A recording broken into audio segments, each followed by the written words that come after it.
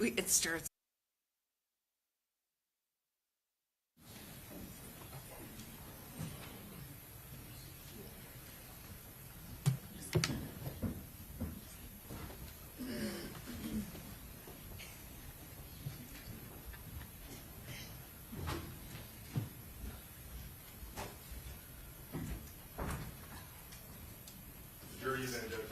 Okay, very good. Welcome back, members of the jury. We are ready to proceed. And Ms. Finkelstein, on behalf of Sean Gathright, you may proceed. Thank you, Your Honor.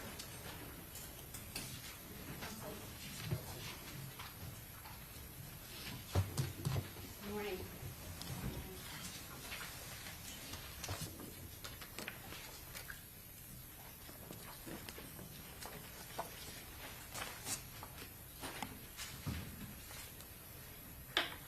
Members of the jury, we have come a long way since you were selected a little bit over 3 weeks ago, and now we have reached the most demanding part of this trial. In just a little while, the fate of Sean Gathright is going to be out of our hands and into yours. If you remember back to jury selection, there was a lot of numbers, scales, questions posed to you over and over, and I told you at that time I wasn't going to hold you to those numbers. Some of us said we didn't really like the numbers. It was just kind of getting a feel for where you guys stand coming into a new scenario. And the reason I said that was because this isn't a test. This isn't a numbers game, not a math problem or an equation. This is most literally a life or death scenario. Soon you will have to decide whether a young 20-year-old man will spend the rest of his life in prison or whether he will be executed. Sean Gathright is not wicked. Sean Gathright is not evil. No matter how many times, no matter how many ways it could be said in the state's closing, he's not a mastermind. He's not a super coordinator or orchestrator. Apparently, he might even be a rocket scientist.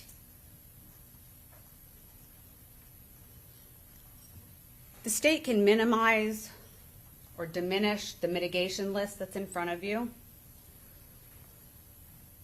The state may think that something deserves weight or no weight. That doesn't matter. That decision lies with each and every one of you.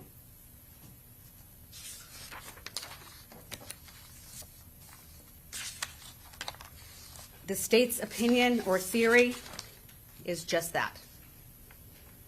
This part of the trial, as I told you in opening, is about the defendants, about Sean Gathright, and it's about each one of you. On several occasions, I heard Mr. Harmon, when he was reading some of the mitigating factors that are on there, say, you can find that mitigating, that's fine. But lucky for you, you don't need permission. You can evaluate that mitigation exactly how you feel fit. Each and every one of them. This is your decision, a personal decision, and you never, under any circumstance, have to vote for death. In the state's close, Mr. Harmon presented a very strong case for why you should find Mr. Gathright guilty. You've already done that. That part's over. Went pretty hard on Mr. Gathright and painted him out as a person who led this whole thing. We wouldn't be here without him. That's his theory, and my theory is that's done to lessen the mitigation. That was done to convince you that what you saw and what you heard from this witness stand this last week from Mr. Gathwright's mouth himself shouldn't be given the significant weight that it deserves. But what it actually did was prove that a kid with no motive, no involvement, no history in that, can get wrapped up in a culture that he has no business in.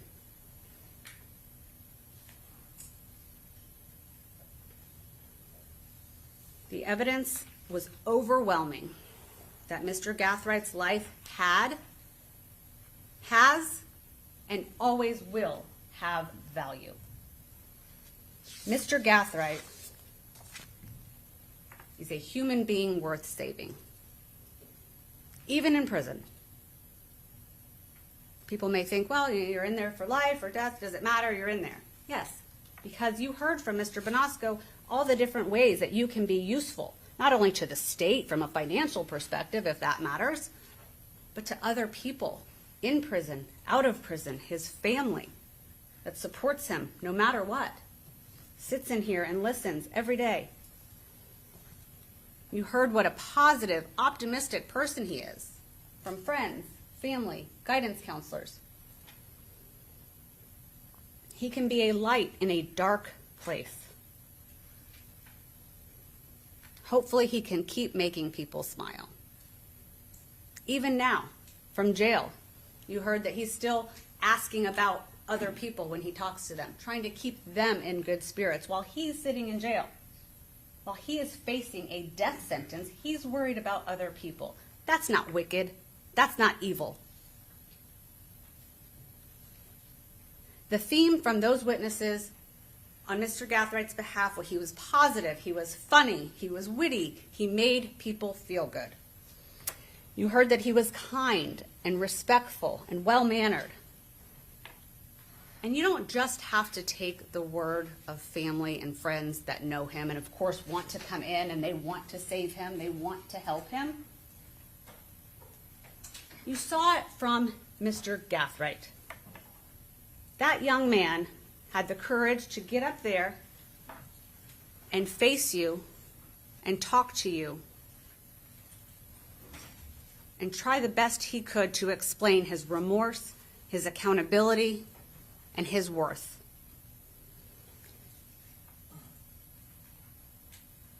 And when he was questioned on cross-examination and tried to get riled up, he remained respectful. That's his character. That wasn't a show. He was authentic. He was real. He was honest. He didn't get riled up. He answered every question politely, with "sir" at the end, from someone who was cross-examining him pretty harshly, and who was seeking to have you vote to take his life away. He remained respectful because that's who he is inside. That doesn't change. Now, is that the reason that you should not give somebody a death penalty? Well, that's up to you. And that's why it's your choice. But what it is, along with the other testimony you heard, is that proof that good kids, good people, privileged kids, I guess we want to call them, educated, intelligent, worldly, that those types of kids, Sean Gathright was not isolated or insulated or immune from getting wrapped up in something that he had no business in. He's an 18-year-old kid who is not immune from outside influence, curiosity. He told you himself, yes, I had a privileged life. I had people that loved me. I got to travel. I saw things. I did things. I had opportunity. And I still, after leaving that bubble, saw parts of Jacksonville, parts of a culture that I didn't know were out there. And look where he finds himself. That curiosity from that 18-year-old kid brought him right here. You know, the state said, oh, Mr. Bonasco, who testified, the prison expert, said Mr. Gathright was mature. I think everybody did. I think you can see it for yourself. He's mature.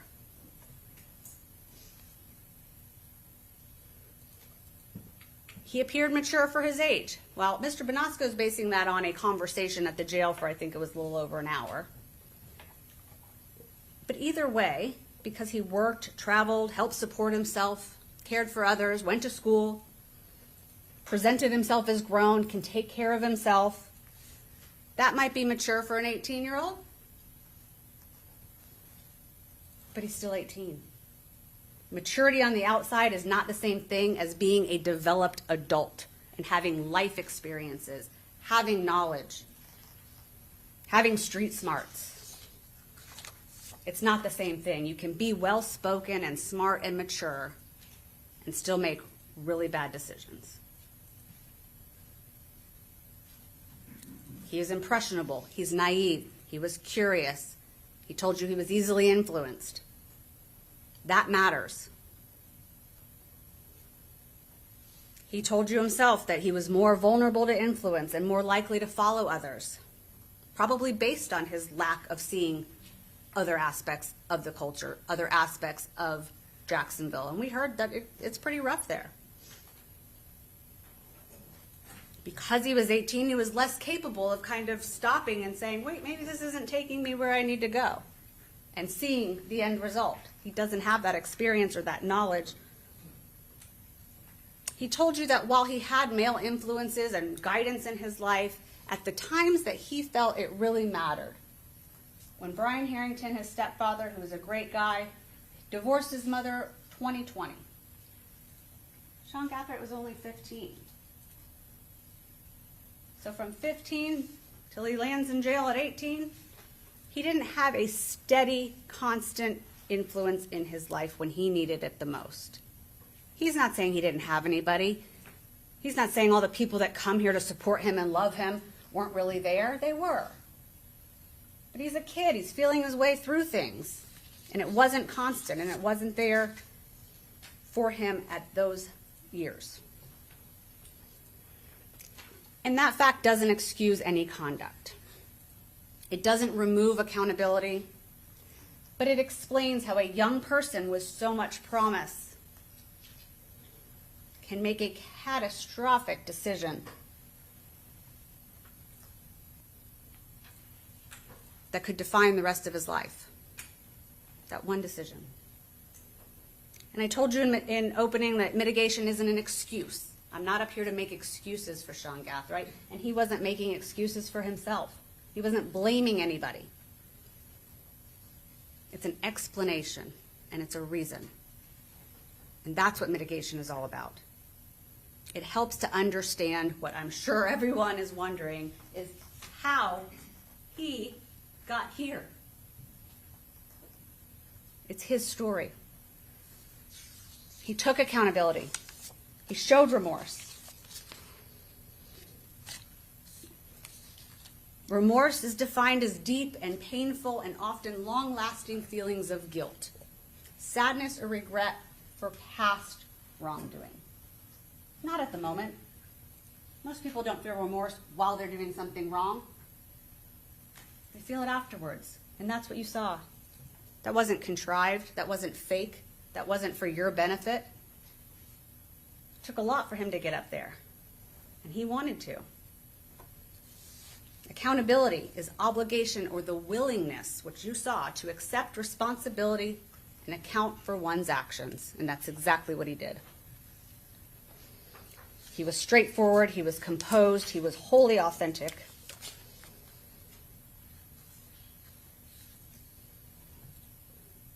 And he told you, what led him there, what his curiosity did to him.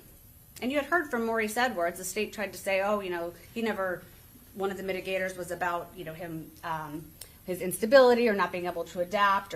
And Maurice Edwards did tell you that at a younger age, being that he had some experiences and that Sean traveled and was not as steady in a place, he has a biracial family, that he did feel some sense of instability. Where do I belong? Where do I fit in? And of course you're going to. You're traveling all over. Yes, you're seeing great things, but he's still a kid. And he admits, Mr. Gathright told you, stepped foot in the jail and immediately thought, where did my path veer? And instead of feeling sorry for himself, getting down on himself for this situation that he and nobody else that you heard from, it's all coming, he cracked his Bible. He told you he talked to God. And he's trying to make the best of a situation that he finds himself in. He said something that I felt was pretty profound, that he said, people are always asking God for something, praying to God to give them something or do something for them.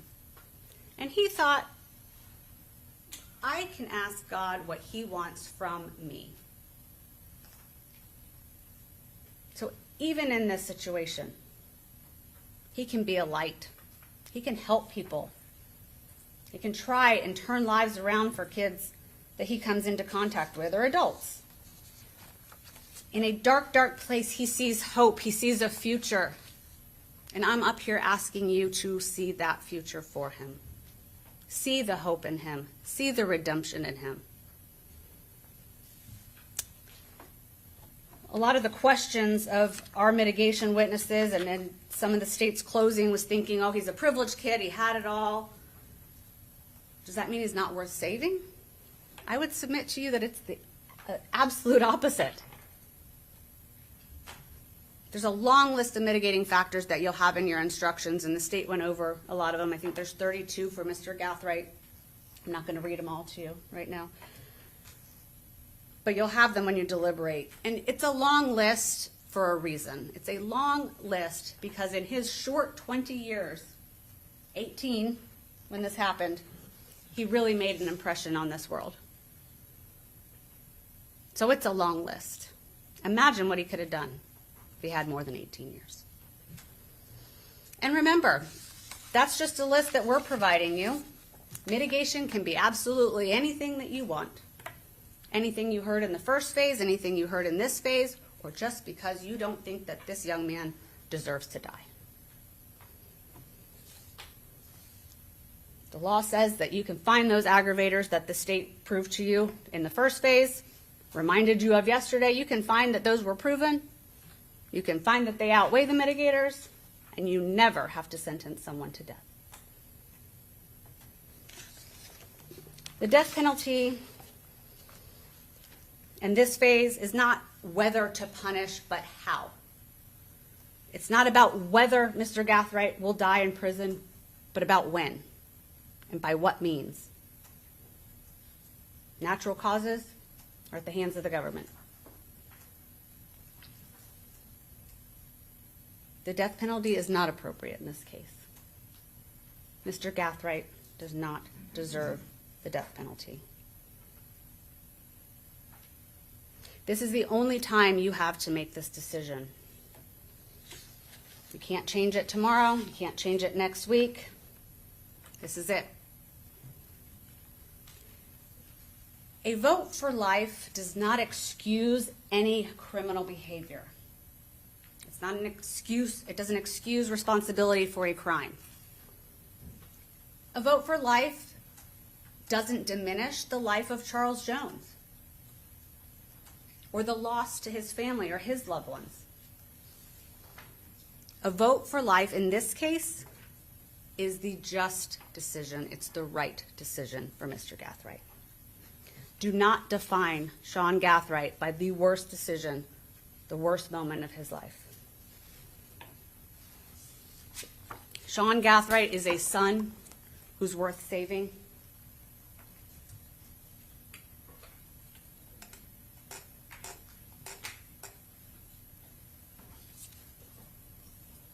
He's a friend worth saving.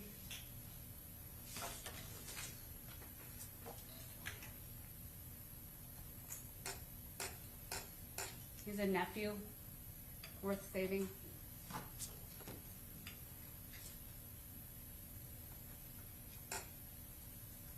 He's a grandson that's worth saving.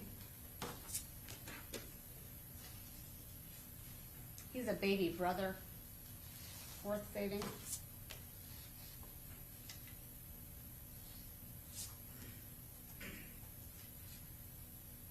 He's an uncle worth saving.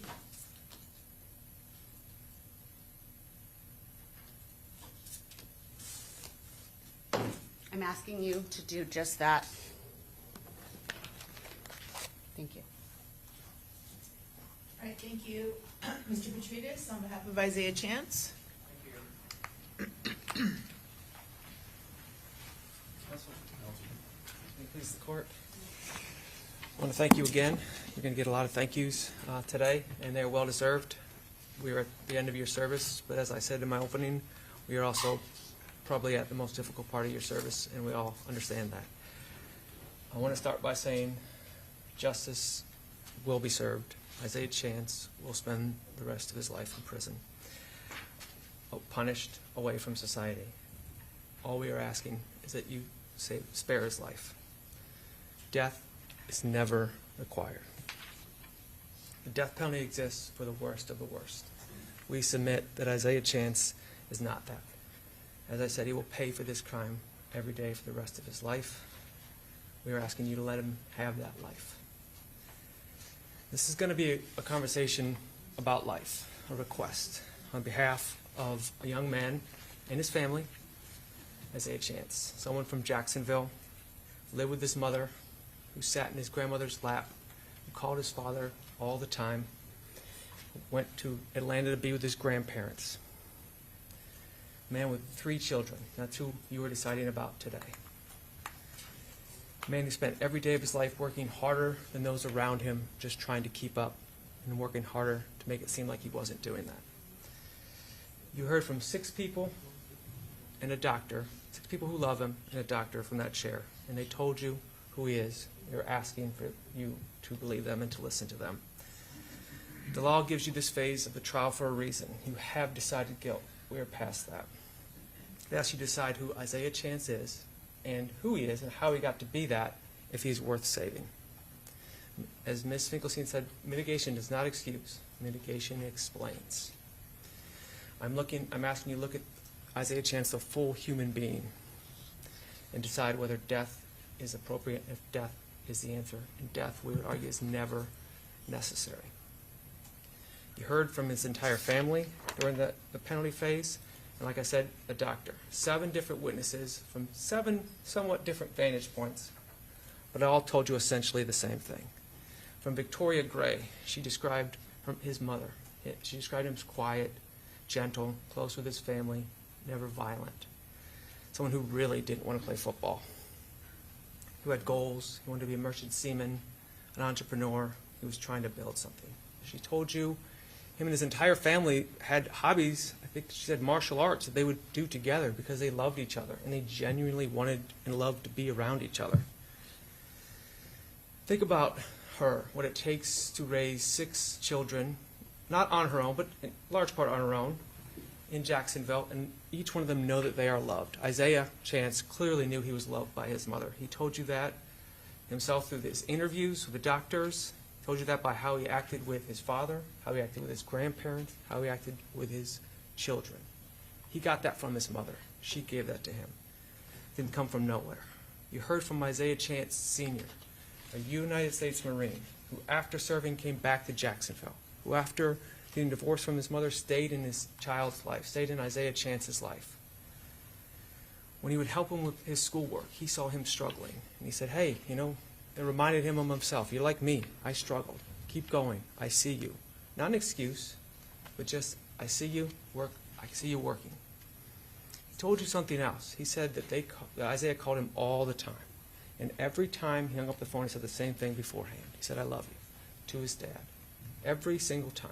Something so ingrained, it was subconscious or subconscious, but he said it. No one's listening when you're talking to your father on the phone. It's not performative. It's just something you do. And he decided at some point, like I said, maybe subconsciously, that every time he talked to his dad, he wanted to let his dad know that he loved him.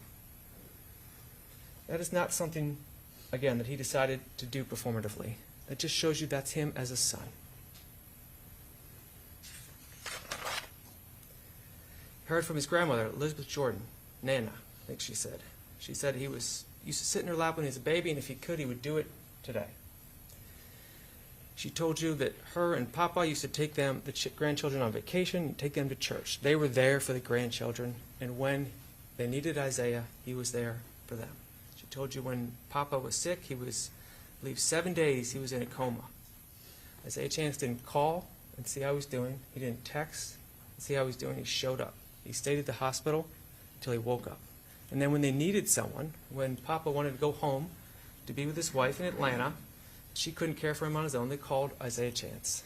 And he showed up time after time. I think it's, like a 5-hour drive from Jacksonville to Atlanta? And he made that over and over again for years to be with his grandparents, to help take his 260-pound grandfather out of bed when his grandmother couldn't. When he was 19, 20, and 21.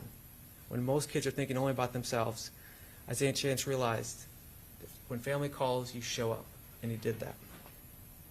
I think that's an important part of Isaiah Chance and who he is. Someone with value. And I ask you to remember that as you deliberate. You heard from Michelle Smith, his godmother. Knew him, she said, before he was born. Had a good relationship with him. And she said she would always tell him the truth. That's the AC kicking on, thankfully. She supported. I'm sorry to interrupt you. It sounds like the AC has kicked on, so Mr. Petraeus, just if you could try and Yeah. just because now it sounds like a windstorm over there. So It's a good thing, though. yes, it is a good thing. You heard from Nashawn Nix, his former stepfather, his mentor. And he was someone I thought was a very important witness. He's not blood related to Isaiah Chance or his mother, obviously. Didn't have to be here. He was in Isaiah's life from 7 to 12, so a little while ago. And he built an organization whose entire purpose was identifying young men who can be reached and investing in them. And he saw many that couldn't be reached. And he showed up here. He told you when he was with Isaiah, he noticed things. He would go to school meetings. He would talk to him after school. He would talk to his guidance counselor. He noticed things the family saw as well. He was pushing for tutoring, for structure, and for support. And years later, after he was out of Isaiah's life, no longer with his mother, Isaiah Chance needed a letter of recommendation to be a merchant seaman. And he went to Mr. Nix. And Mr. Nix saw something in Isaiah Chance, and he put his reputation on the line, and he wrote that letter of recommendation for him. That's not obligation, that is not sentiment. It's a man who spent his career learning to see who people are, and he saw something in Isaiah Chance, and we're asking that you see the same thing. You heard from Miss Wade. She's known him from about when he was 16 years old to when he was becoming an adult.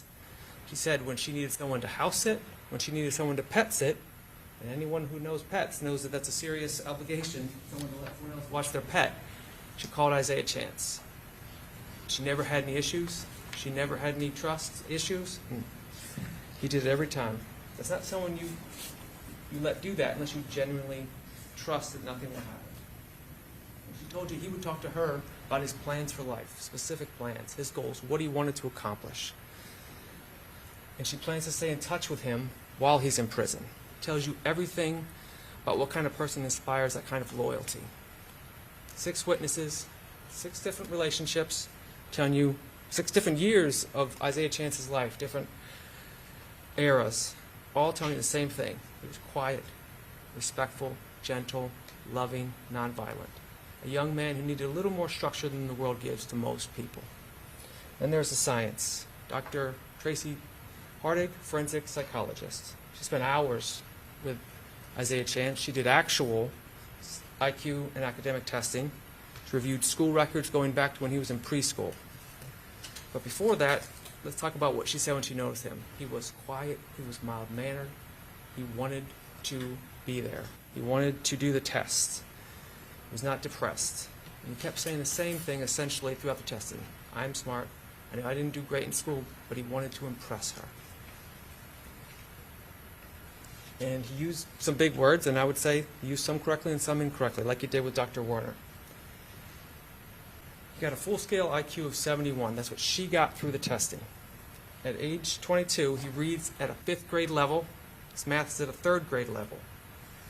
The things that a lot of us take for granted in life that we get through life are genuinely harder for Isaiah Chance. Not impossible, just harder. She reviewed his Duval County school records, which I believe Dr. Werner glossed over.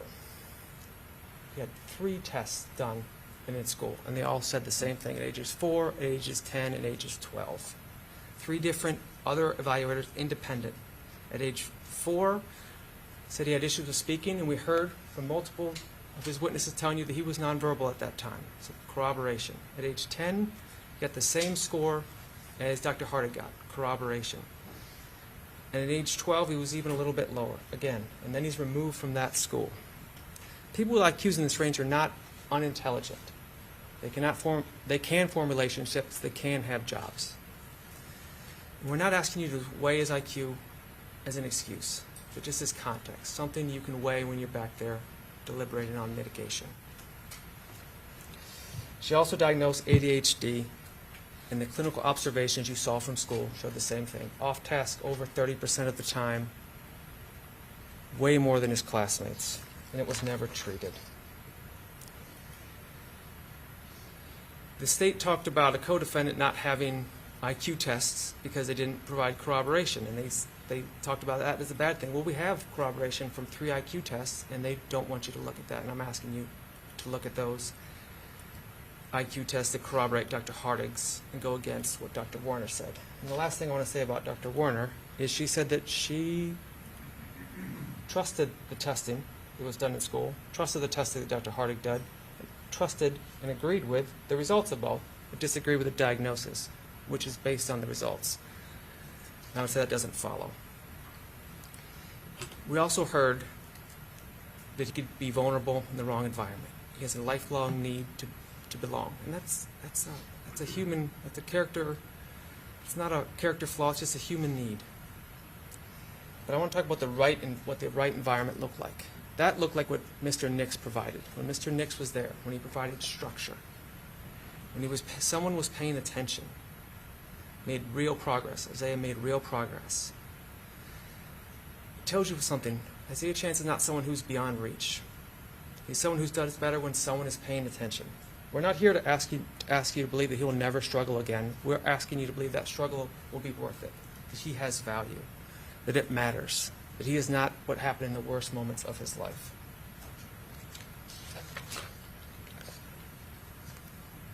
Now, the state pointed to the aggravators. They spent a lot of time on the aggravators, and we're not here to minimize what happened, not at all. We're not here to argue those either.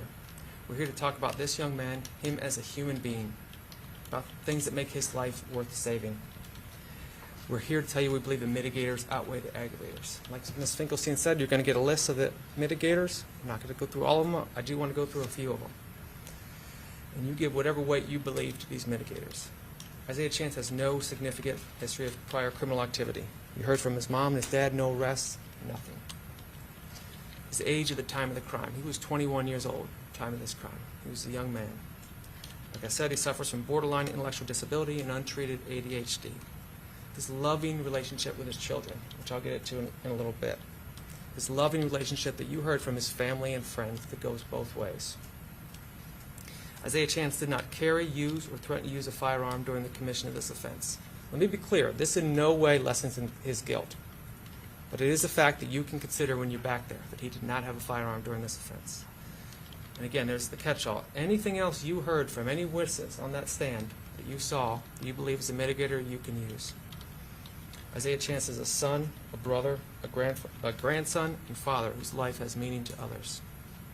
His children, Kabri, Kylan, and Amiri. His mom told you he was a great father. He wanted to be involved with his kids. Miss Wade told you he was always calling her, asking her for advice. He wanted to be involved. He was present. He was trying to be a good father. He was 21 years old with 3 kids, actively seeking out guidance to be a better father. That is not the behavior of someone who doesn't care.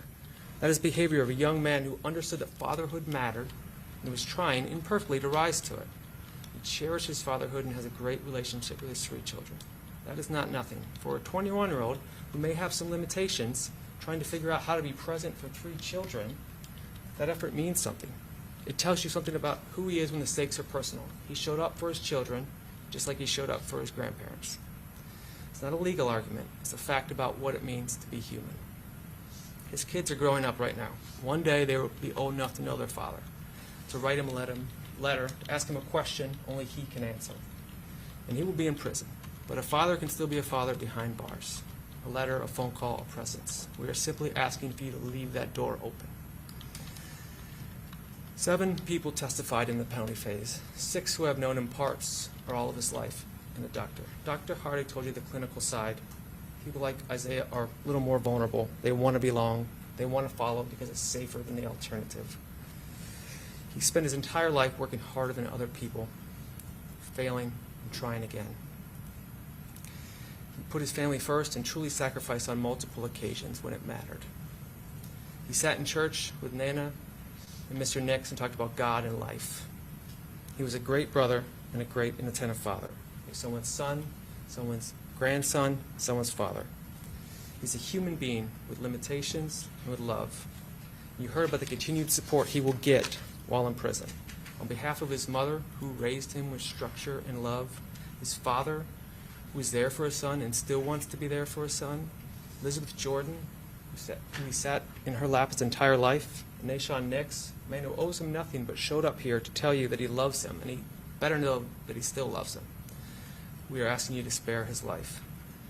The family did not need to come here. They chose to. They sat in the witness chair knowing everything that you know, and they want to tell you that this person is not beyond saving. They're not in denial. They know what happened. They still came here, and they're still asking. That says something about Isaiah Chance that no test score or school record can fully capture. It tells you the people who know him best, who have seen every version of him, have decided he's worth fighting for. And we are asking you to agree with them. The death penalty is reserved for the worst of the worst. And we would argue that Isaiah Chance and the facts of this case do not meet that criteria. He's not the kind of person for whom there's no threat of redemption or no evident conscience that the death penalty was designed for. Death is never required. Again, as I say in my opening, the law favors life because it always gives you the opportunity to give mercy. We are asking you to consider that a person can do something unforgivable and still not be beyond the reach of mercy. Isaiah Chance will spend the rest of his life in prison. He will carry what happened to him every day. We are not asking for you to forgive what happened. We are not asking you to forget it, minimize it, or look away. We are asking you to look at the full human being, everything I've talked about and everything you've heard from the stand, and decide that death is not the answer. Justice will be served. He will spend his life in prison. Today's the last day he's going to wear street clothes. Last time we'll put a suit on. Mercy does not mean forgetting. Mercy means choosing deliberately and with full knowledge what you know to let someone live. The law gives you that option, gives you the option for a reason. We are asking that you use it. We are asking that you spare Isaiah Chance's life. Thank you. Okay, very good. Ms. Toomey, on behalf of Davion Murphy.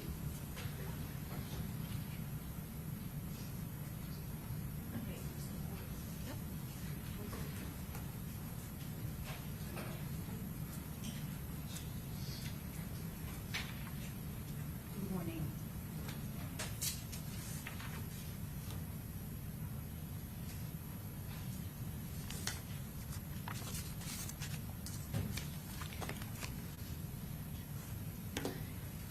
Davion Murphy was born January 10th, 1997.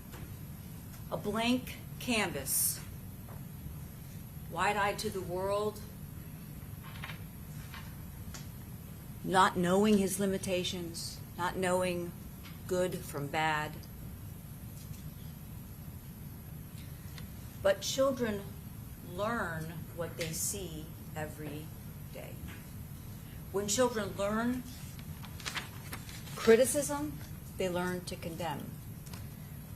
When they learn hostility and violence, they become violent and fight. When children live with instability, they become unstable. Now, as I told you in my opening, Florida has no parole. There's no gain time. As Davion Murphy sits there now, and all of these other defendants, they will be given life in prison. The only question for you is when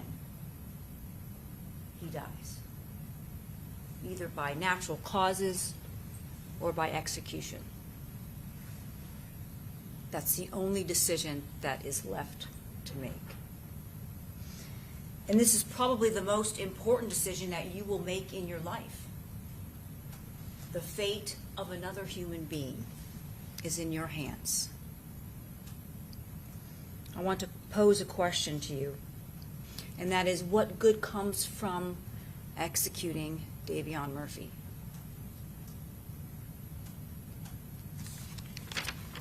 It seems like a simple question. It's not so simple. I think it was Gandhi that said, an eye for an eye eventually leaves everyone blind. There is no need to execute Davion Murphy. Life in prison, a life, along with thinking about this every single day. Perhaps even maybe walking down the same hallway as his father, stomping the same concrete in those hallways in the Florida Department of Corrections as his father, his uncle, his younger brother that testified, his blood cousin, Rashad Murphy. A vote of death will only be the next statistic in this gang war that started in Jacksonville. It'll be just another statistic. And what comes from executing another human being? Nothing comes from it. It's not going to bring Charles Jones back. It's not going to change the events that occurred on June 23rd of 2023.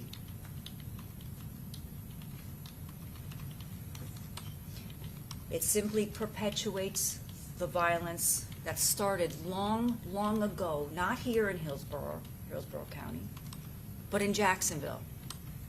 As you heard from the state's witnesses, the detectives, the gang detectives, so much violence so in these gangs that they have detectives that are given certain gangs to follow. That's what Davion Murphy grew up in. He grew up in East Jacksonville.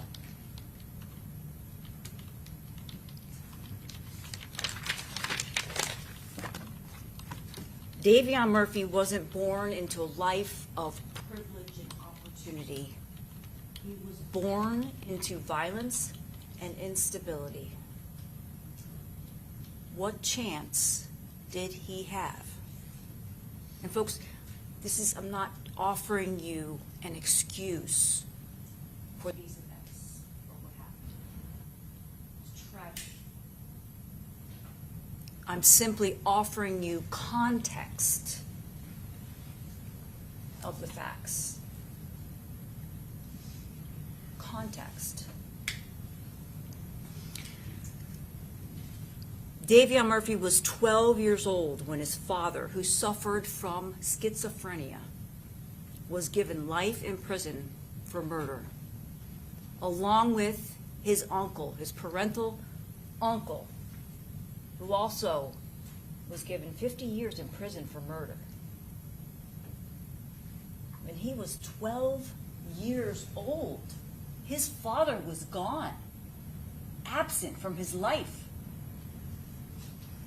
And you heard from his youngest brother, Adam Gooden, his youngest brother, who broke down in front of you all. Well, they grew up in the same environment. They had the same mother. They had different fathers. But if you recall, Adam Gooden also told you that his father was incarcerated in prison. This is a generational violence, instability, insecurity that these men grew up in. When I say these men, I mean Davion and his cousin.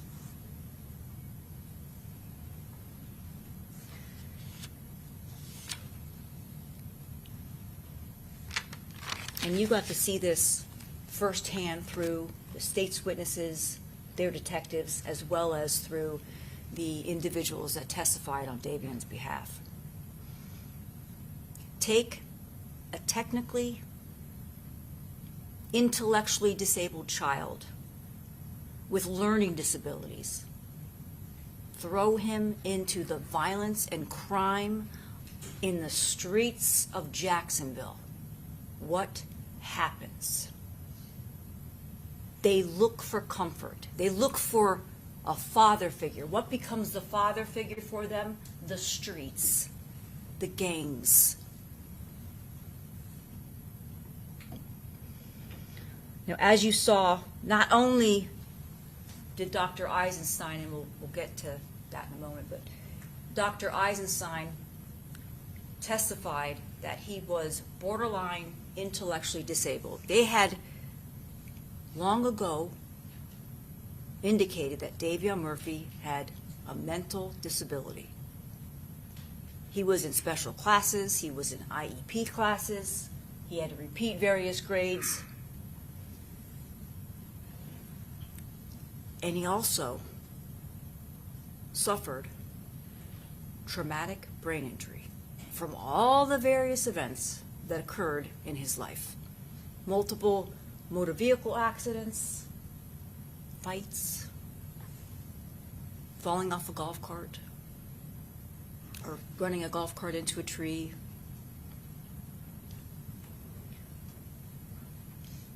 And folks, these scans, these images weren't done because he was found guilty. The state knows better than that. Judge, objection, that's an improper statement. It's a misstatement of the law, and that's improper. Sustain the objection. These scans were done to show you that Davion Murphy suffers brain damage. What does Dr. Rubino have to come in here to risk his medical license to say, and you saw the scans, and you can take it back if you want to look at them, to say that he suffers from brain damage? And the state had its radiologist, a diagnostic radiologist, of whom I respect, Dr. Glickstein, I respect, but he doesn't have the knowledge and the upkeep of the new technologies. He wasn't able to, he hasn't seen he said, I think it was like once an MRI, DTI, which is commonly done in these radiology facilities. Why would a neuropsychologist recommend scans that a neurologist send to a radiology facility that then conducts the scans and gets those images, perform those? It's a big liability there. I suggest to you that he does have brain damage. You can watch the interrogation video yourself. That's demonstrative evidence of the state of mind of Davion Murphy and his intellect. Now let's talk about a little bit about mitigation. As you've heard, it's not a numbers game, it's not a calculation, it's not who's got more mitigation. It's about the weight and the significance of that mitigation. I'm not going to address the aggravating factors. I'm not going to waste your time. I'm not going to insult any one of you.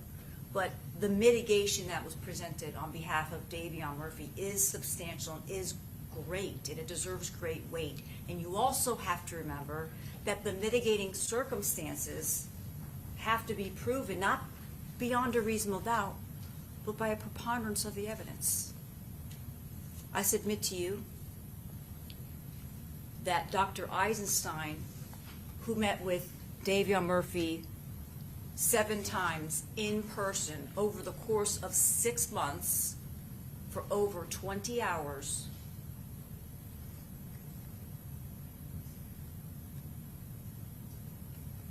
has a better idea, a better understanding of what Davion Murphy is about, not Dr. Warner, who met with him by Zoom for 80 minutes.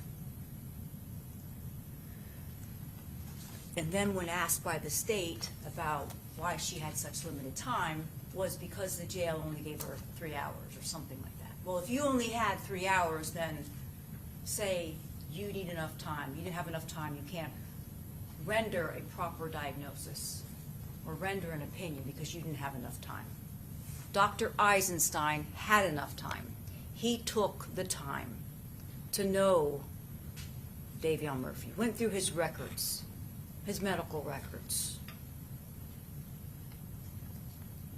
And why did we not provide Dr. Eisenstein with police reports, videotape interrogation, videos and such? Because we wanted to make sure that there was no bias, that Dr. Eisenstein met with Davion Murphy,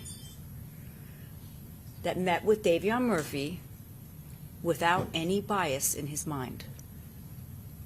That's why.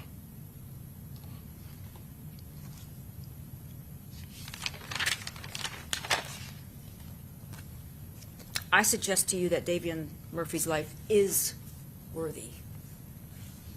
Davion Murphy is worthy. That he is redeemable. That he's made a grievous mistake. And that he should be punished. He will be punished. He's being punished every day. And he will be punished every day for the rest of his life. There's no doubt.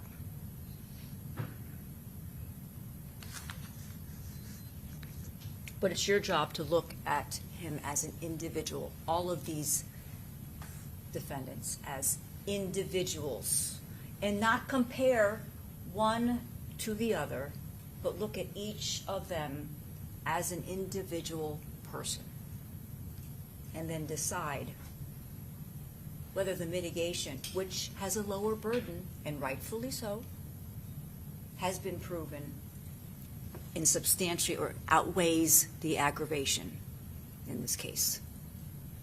It has to make the crime more grievous. It doesn't. Life is the appropriate sentence. There's nothing that a death sentence is going to do in this case. So the mitigators that you have on behalf of Davion Murphy is the capacity of Davion Murphy to appreciate the criminality of his conduct or conform his conduct to the requirements of law.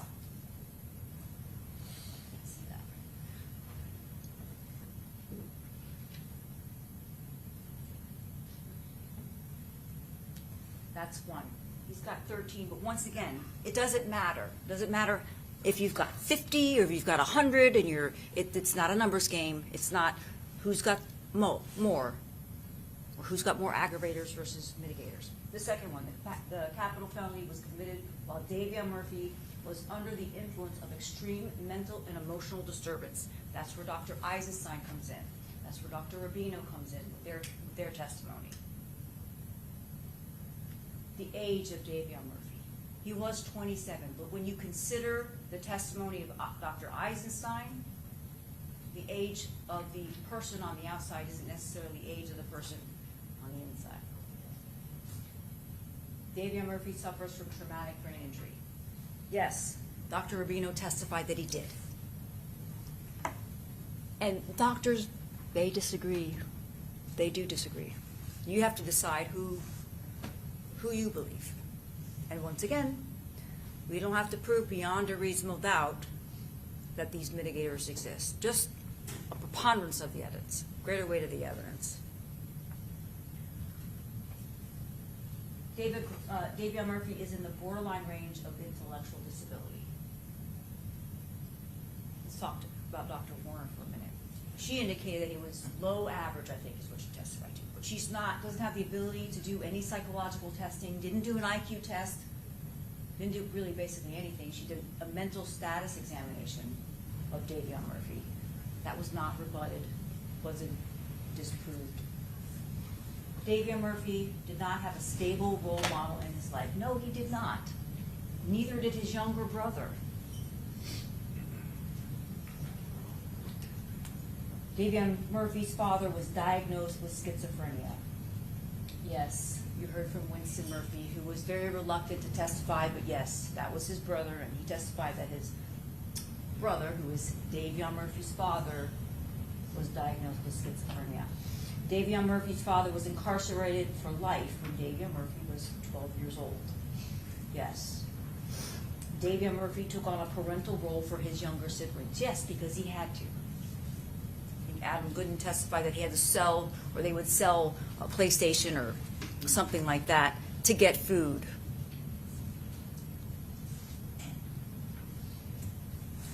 Davion Murphy is loved by his family. Yes, yes he is. And then the existence of anything else. That means that mitigation to you can be anything else that you decide it to be. You get to decide. Maybe it's something I didn't say or wasn't presented to you. Maybe it's something that just because you think life is more appropriate than death, than execution. Because this vote is individual to each one of you. It's an individual moral judgment that each one of you have. Yes, you have to go back and discuss the evidence and things, but it's your vote. It's not anyone's vote, and don't let anyone else try and convince you of what your vote should be when you go back there. It's your decision.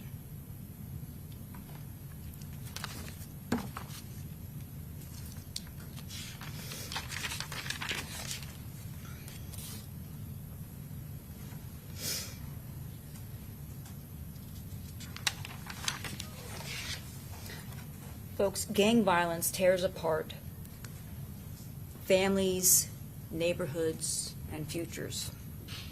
And that's exactly what it did with all these families, Charles Jones' family. The death penalty only guarantees that suffering and that violence continues. Life in prison for Davion is a just punishment. It removes him from society. And we can be tough on crime without the death penalty and just giving him life in prison.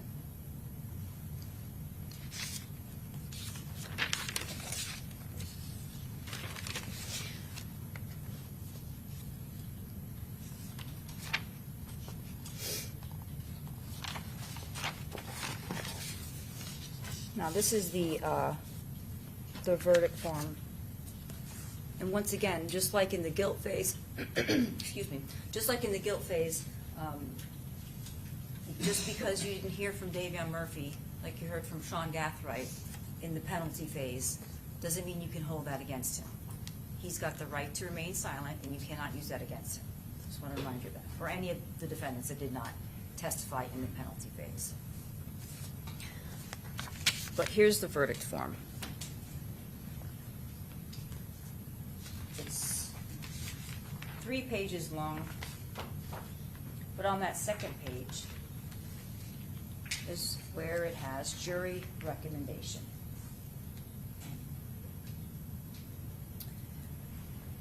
And you might think, well, it's just a recommendation. It is, but your recommendation will be given great weight by the court. So when you vote, it's going to be the vote. It's going to be the deciding factor as to what these individuals get, life or death. If fewer than 8 jurors vote for the death penalty, your recommendation must be for the penalty of life in prison without the possibility of parole. Fewer than 8. That means 7 of you can vote for death, 5 of you can vote for life, and they would get life. I submit to you that you really don't need to even get there, folks, because you could just go right to the bottom and find that Davion Murphy should be sentenced to life in prison without the possibility of parole. That is a just punishment in this case. This is not the most aggravated of murders and the least mitigated. What good would it do to execute an intellectually challenged, brain damaged 29-year-old male who's grown up on the streets of Jacksonville just trying to survive the gangs and the violence? He lived and did what he saw every single day. He's going to be punished enough.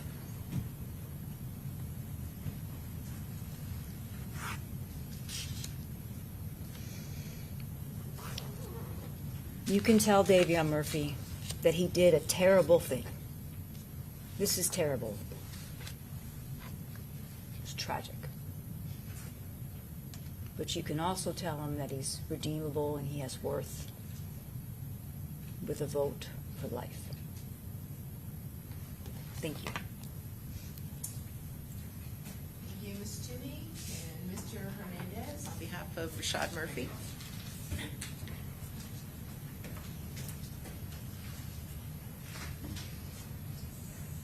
Please, Yes. counsel.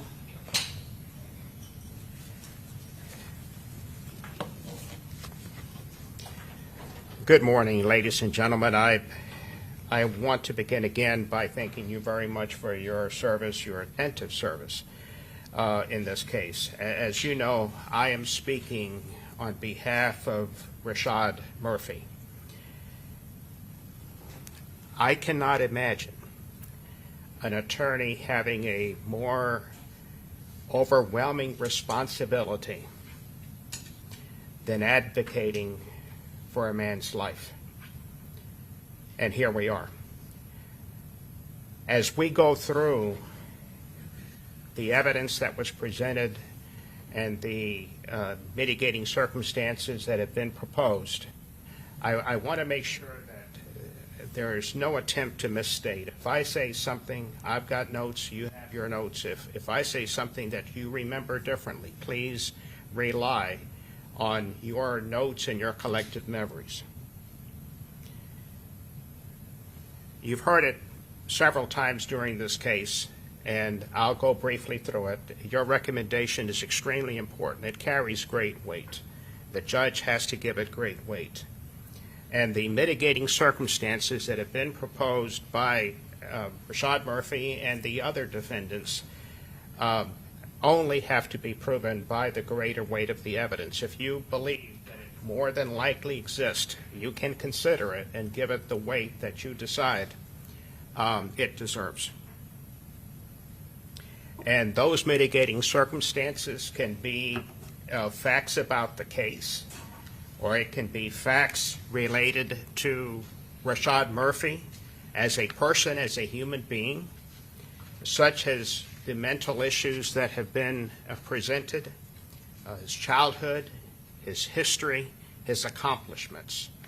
It can also be your personal observations of Mr. Murphy's behavior during the last 6 weeks, as you've had a chance to observe him for 6 consecutive weeks. And your vote, although you deliberate, each vote is individual, and although there is a weighing process, you ultimately are being asked to decide what is the appropriate vote, either a life recommendation without the possibility of parole or death. Ladies and gentlemen, nothing that I am saying during my closing arguments is designed to in any way minimize the tragedy for Charles Jones and his family. Death resulted regardless of the details. His family, the family of Mr. Jones, grieves regardless of the details. All that is a given before your analysis in this penalty phase begins. And the same principle applies to the crime of murder. All murders involve some level of violence, some less, some more, but they all involve some level of violence.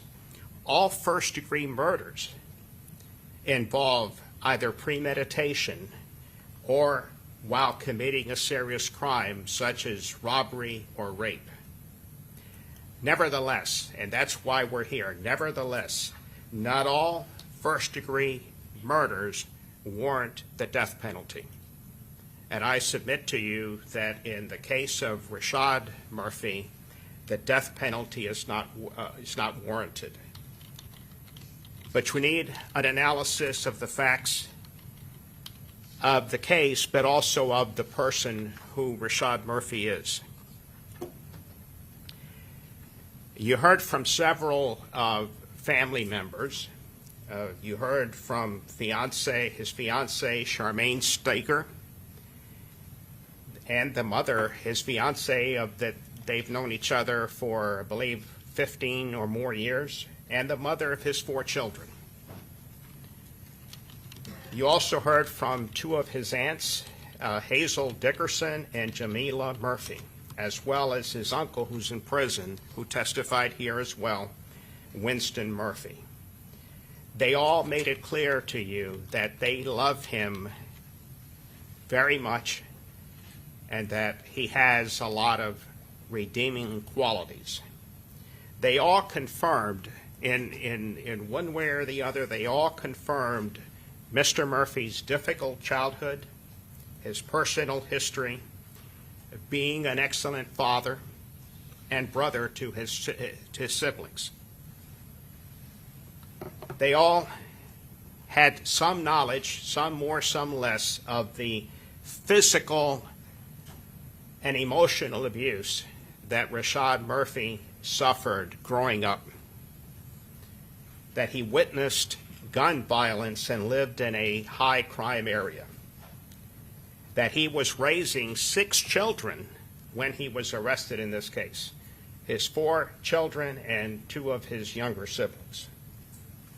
Despite working and having a limited income, he was raising 6 children. You heard that he was consistently employed, and that you also heard from Ms. Steger, his aunts, that they would continue to have contact with Mr. Murphy and visit him in prison as he would be serving if he ultimately gets a life sentence without the possibility of parole. And with something that Mr. Harmon said yesterday, I want to make it clear, and I think you would agree.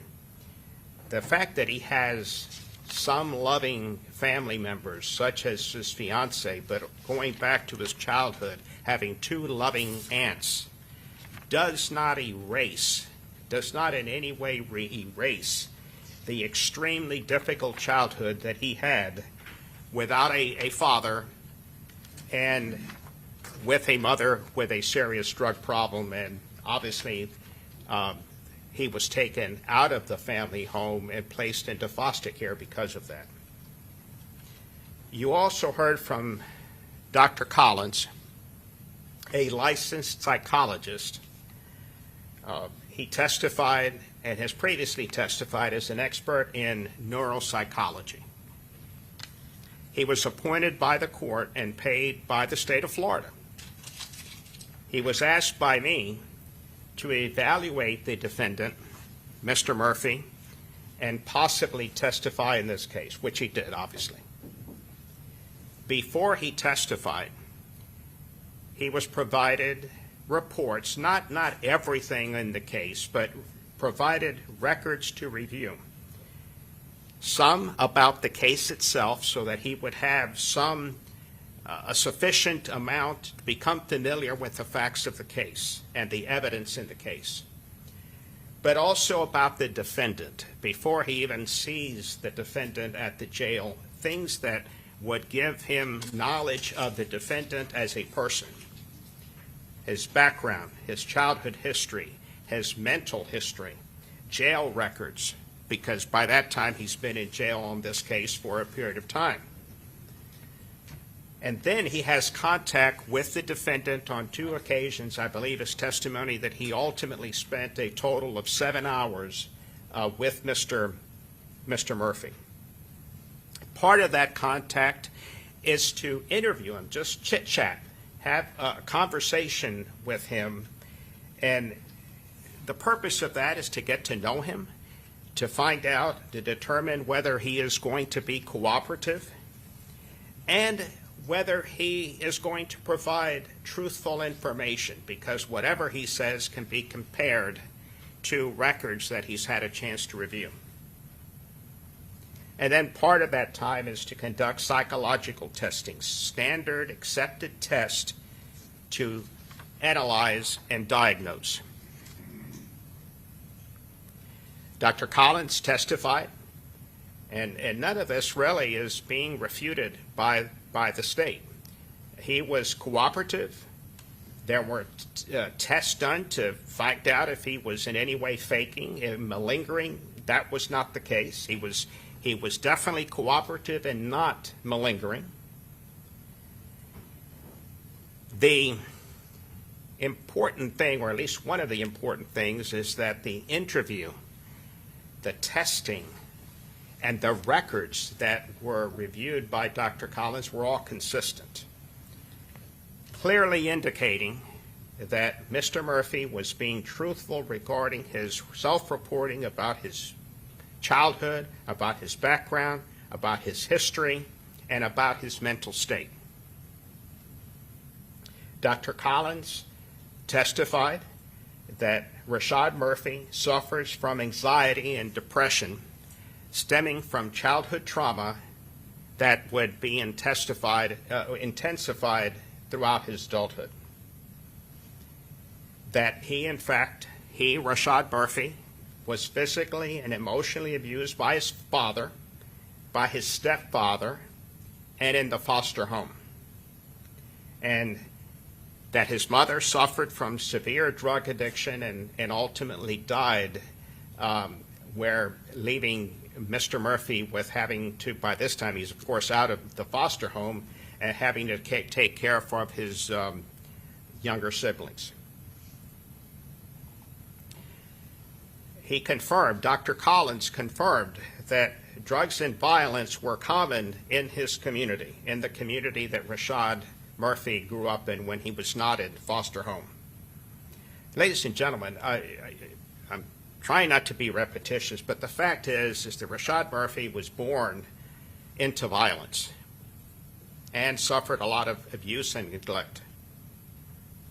He was removed from his father's care by the state when he was a small child. And all of this is confirmed by Dr. Collins, not just talking to Rashad Murphy, but looking at all the records. And then, as I said a minute ago, is that back after, I think it was 2018, when his mother died, he adopted his younger siblings. He was employed, but obviously a limited income, trying to not only financially support his fiancée, his 4 children, but also his 2 younger siblings. Dr. Collins also confirmed other records, and of course you heard from Ms. Steger, that he had a loving relationship with his childhood sweetheart and mother of his 4 children, that he was an excellent father, hard worker throughout his adulthood. The diagnosis by Dr. Collins is that Mr. Murphy suffers from post-traumatic stress disorder, PTSD. And as you know, it's a mental condition triggered by experiencing and or witnessing terrifying events. And it disrupts daily life. It affects his judgment, his decision-making as an adult. And it goes back to his childhood.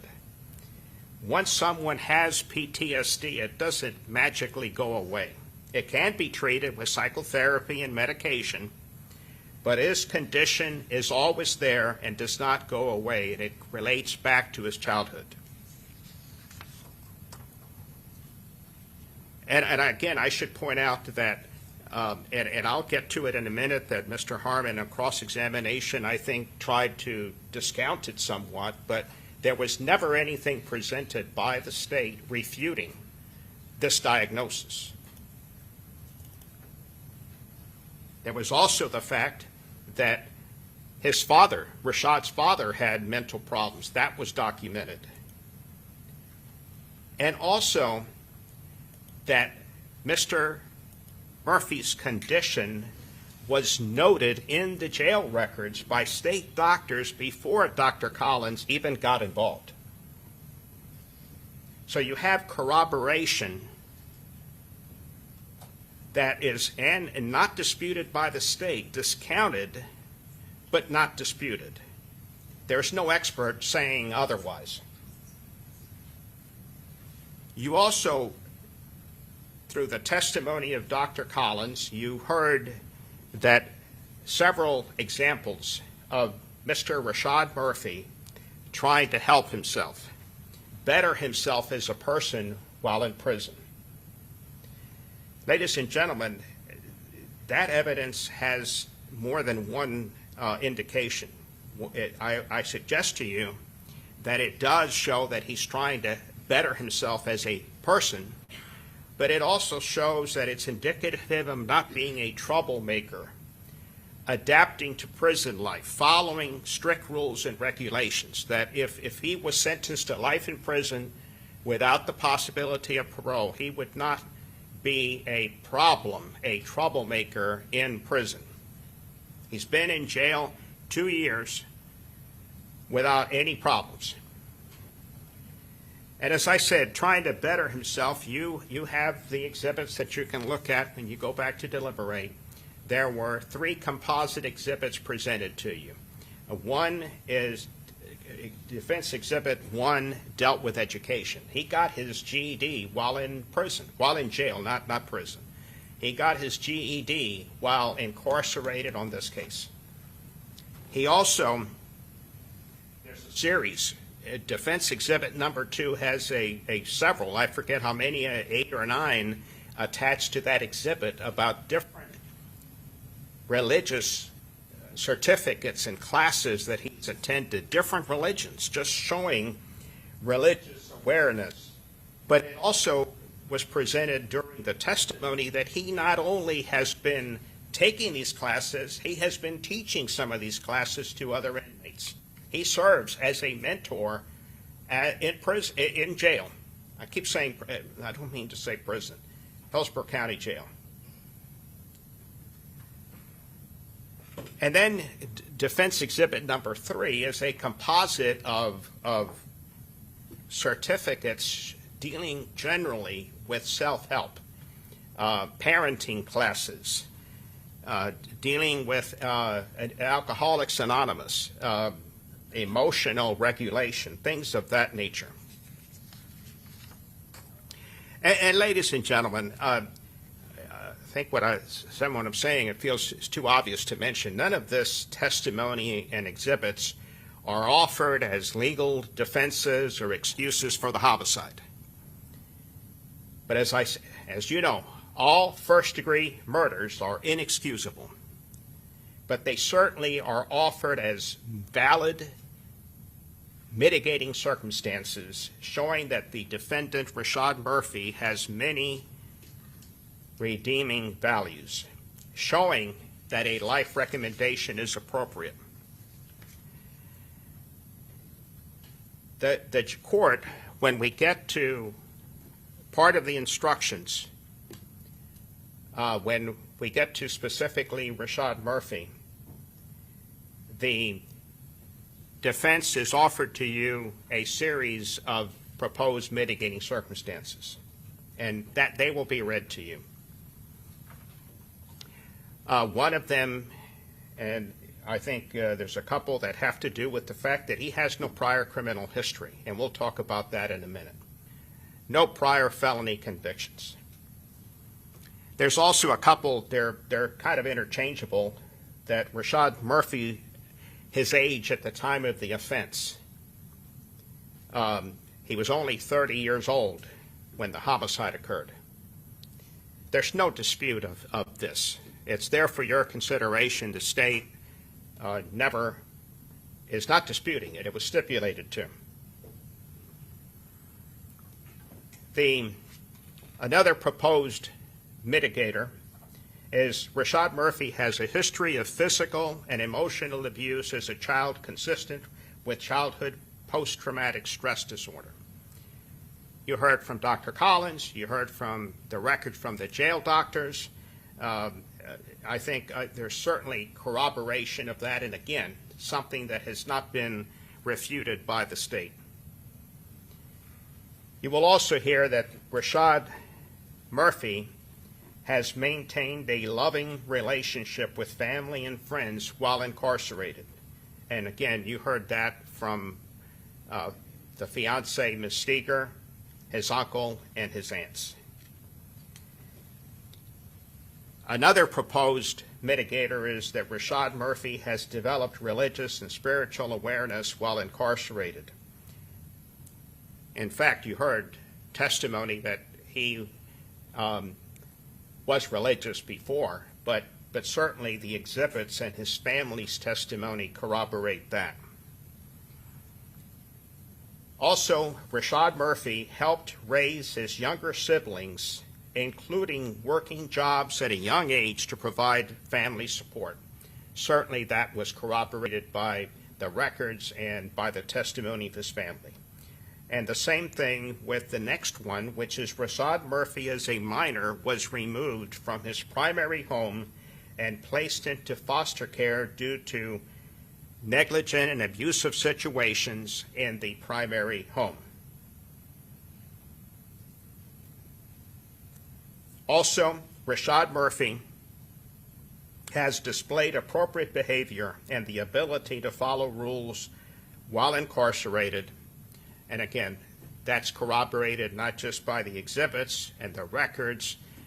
He has been no problem whatsoever while he's been incarcerated. And that's an indication of what type of prisoner he would be if he is sent to prison for life. You also are being told the existence of any other factors in Rashad Murphy's character, background, or life, or the circumstances of the offense that would mitigate against the imposition of the death sentence. And I will touch base on some of these mitigators, but if there's something I forgot, something that you believe in your observations or hearing, please rely on that as well. Now let's go back to some of these. His age, which is two of the proposed mitigating circumstances. He was 30 years old at the time of the homicide. He's presently 32 years of age. To some extent, I would suggest that that age is an interesting number. He's still a young man. He's still a young man. He was only 30 at the time of the offense. And it certainly, that alone is offered as a significant mitigating circumstance. However, it also is old enough to have established a pattern, good or bad. It's certainly at the age of 30, you've been an adult for 12 years. It's certainly old enough to have become a career offender. But here we have no felony convictions whatsoever. So here we have 12 years of adulthood to look at, and we have a good pattern. With his background and an environment, with the violence surrounding him, with the abuse inflicted on him, I suggest to you that it's extraordinary that he made it to the age of 30 with no criminal history.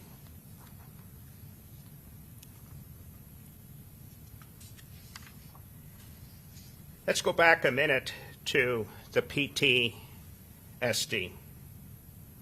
As I said before, the state is not refusing the mental condition. And no state doctor testified saying, refuting the opinion of Dr. Collins.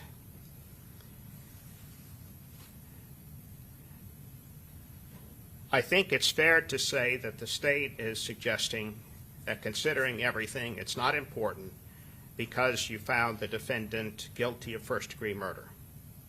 And as I said before, it's not offered as a defense, but it is presented to you as a significant mitigating circumstance for your consideration.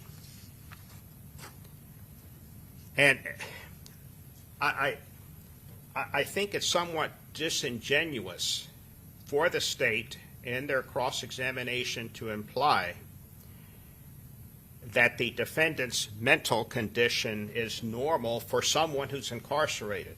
Of course, being in jail, getting arrested, got to be stressful. But that's not what we have here. The defendant's childhood is not normal. Getting abused by his father and stepfather is not normal, ladies and gentlemen. Growing up in the violent environment is not normal. Being abused at the foster home is not normal. Neglect due to his mother's addiction is not normal.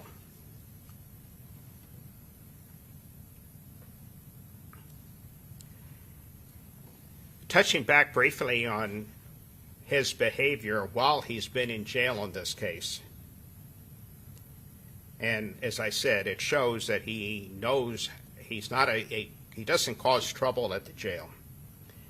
But I think it should be emphasized that he can be, in addition to having contact with his family, he can be a positive influence on other prisoners. He's been teaching Bible classes. He can mentor other inmates now in jail and later in prison. And as I said, he would, as you've heard testimony,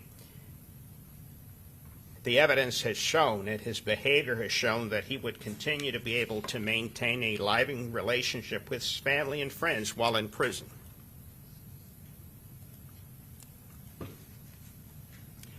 Ladies and gentlemen of the jury, all first-degree murders are not the same. That's just the bottom line. And that's a decision, a vote that you have to consider. The facts and circumstances are always different. All defendants convicted of first-degree murder are not the same.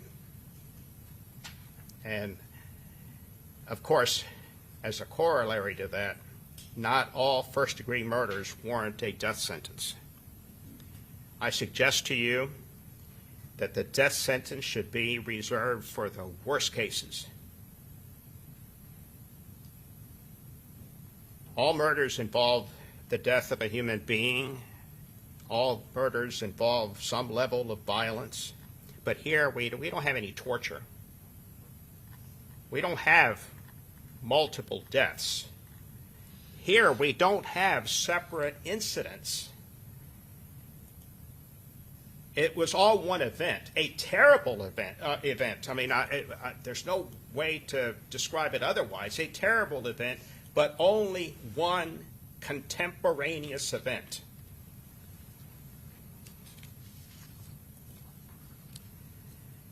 You determined justice. You determined justice was served with your verdict. As you've been told more than once, Rashad Murphy will die in prison regardless of your vote. And based on your verdict, a severe punishment is appropriate, and there's only two choices. I submit to you that justice will be served. It will be further served by severely punishing Rashad Murphy by making him spend the rest of his life, which according to normal life expectancy could be another 50 years, to spend the rest of his life in prison, to live under strict rules and regulations without the basic freedoms we normally take for granted, that we normally enjoy. And trying not to be repetitious, but I need to go back for a moment to this lack of any prior felony convictions. I cannot, ladies and gentlemen, I cannot overemphasize this. Despite the terrible environment the defendant grew up in, despite those scars, despite the mental ill issues he lives with on a daily basis and will continue to live with, despite whatever treatment he gets, the defendant, Rashad Murphy, has no prior felony convictions, not one. And I ask you, when you decide on your vote, compare that fact, that stipulated fact, to a career offender. Compare that fact to someone who has a prior record of similar crimes or violent behavior. Compare that stipulated fact to the state's argument that the attempted murders serve as an aggravating factor despite being only one contemporaneous event.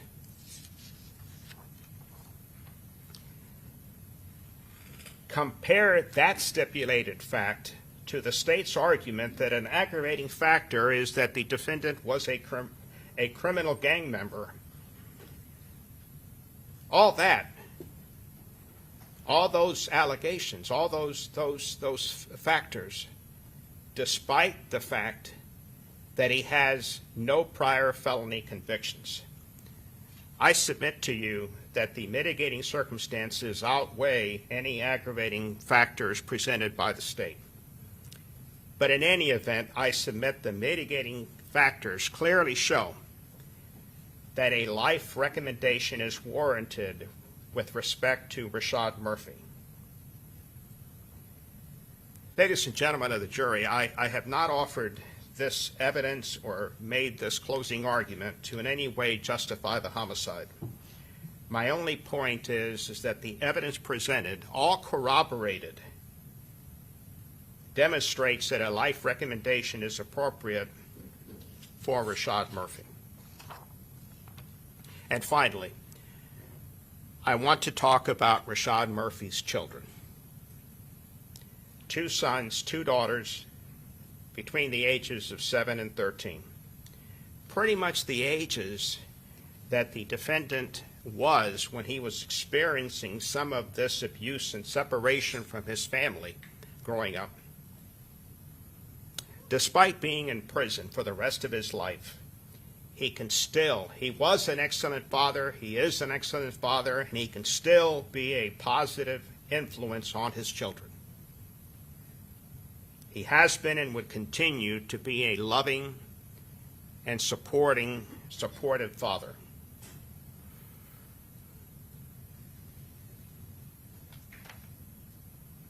Please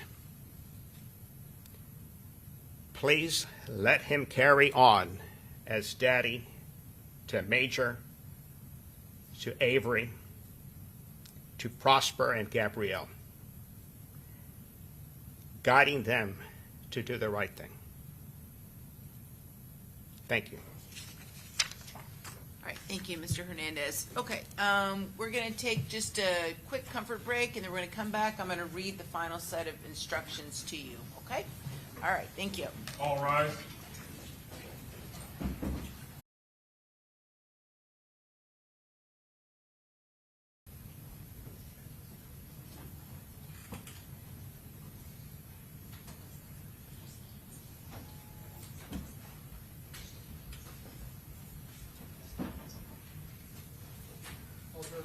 Okay, very good. All right, I believe you all should each have a set of the final instructions before you, so you can read along while I read them to you. Members of the jury, you have heard all the evidence and the arguments of counsel.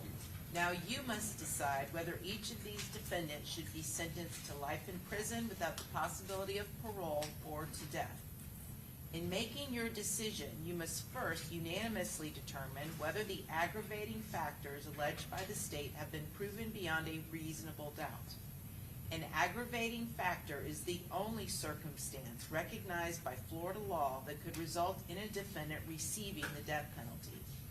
An aggravating factor increases the gravity of a crime or the harm to a victim beyond the harm inherent in every first-degree murder. You must not consider any other facts as an aggravating factor other than what has been alleged and proven by the state beyond a reasonable doubt. The aggravating factors alleged by the state as to defendant Isaiah Chance are, number one, the first-degree murder was committed in a cold, calculated, and premeditated manner without any pretense of moral or legal justification. Cold means the murder was the product of calm and cool reflection. Calculated means having a careful plan or prearranged design to commit murder. A killing is premeditated if it occurs after the defendant consciously decides to kill. The decision must be present in the mind at the time of the killing. The law does not fix the exact period of time that must pass between the formation of the premeditated intent to kill and the killing. The period of time must be long enough to allow reflection by the defendant. The premeditated intent to kill must be formed before the killing. However, for this aggravating factor to apply, a heightened level of premeditation demonstrated by a substantial period of reflection is required.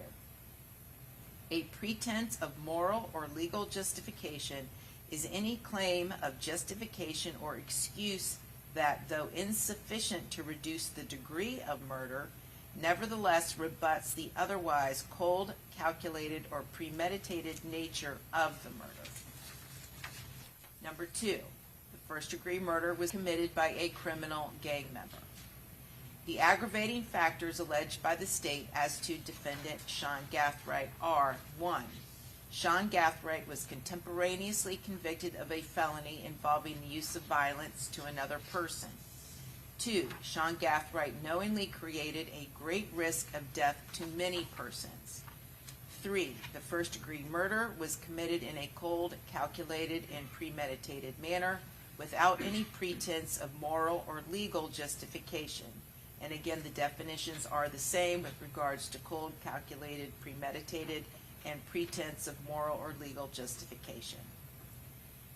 The aggravating factors alleged by the state as to defendant Rashad Murphy are: number 1, Rashad Murphy was contemporaneously convicted of a felony involving the use of violence to another person.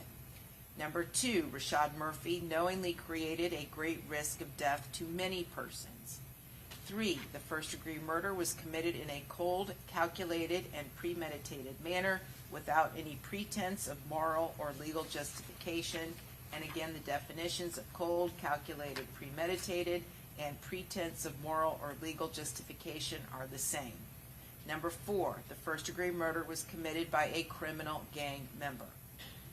The aggravating factors alleged by the state as to defendant Davion Murphy are: number 1, Davion Murphy was contemporaneously convicted of a felony involving the use of violence to another person. 2, Davion Murphy knowingly created a great risk of death to many persons.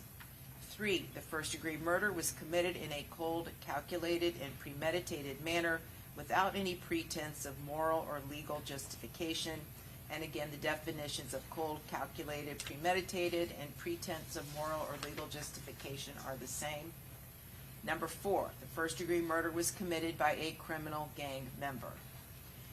You have heard evidence about the impact of this murder on the family of Charles Jones. This evidence was presented to show the victim's uniqueness as an individual and the resultant loss by the death of Charles Jones.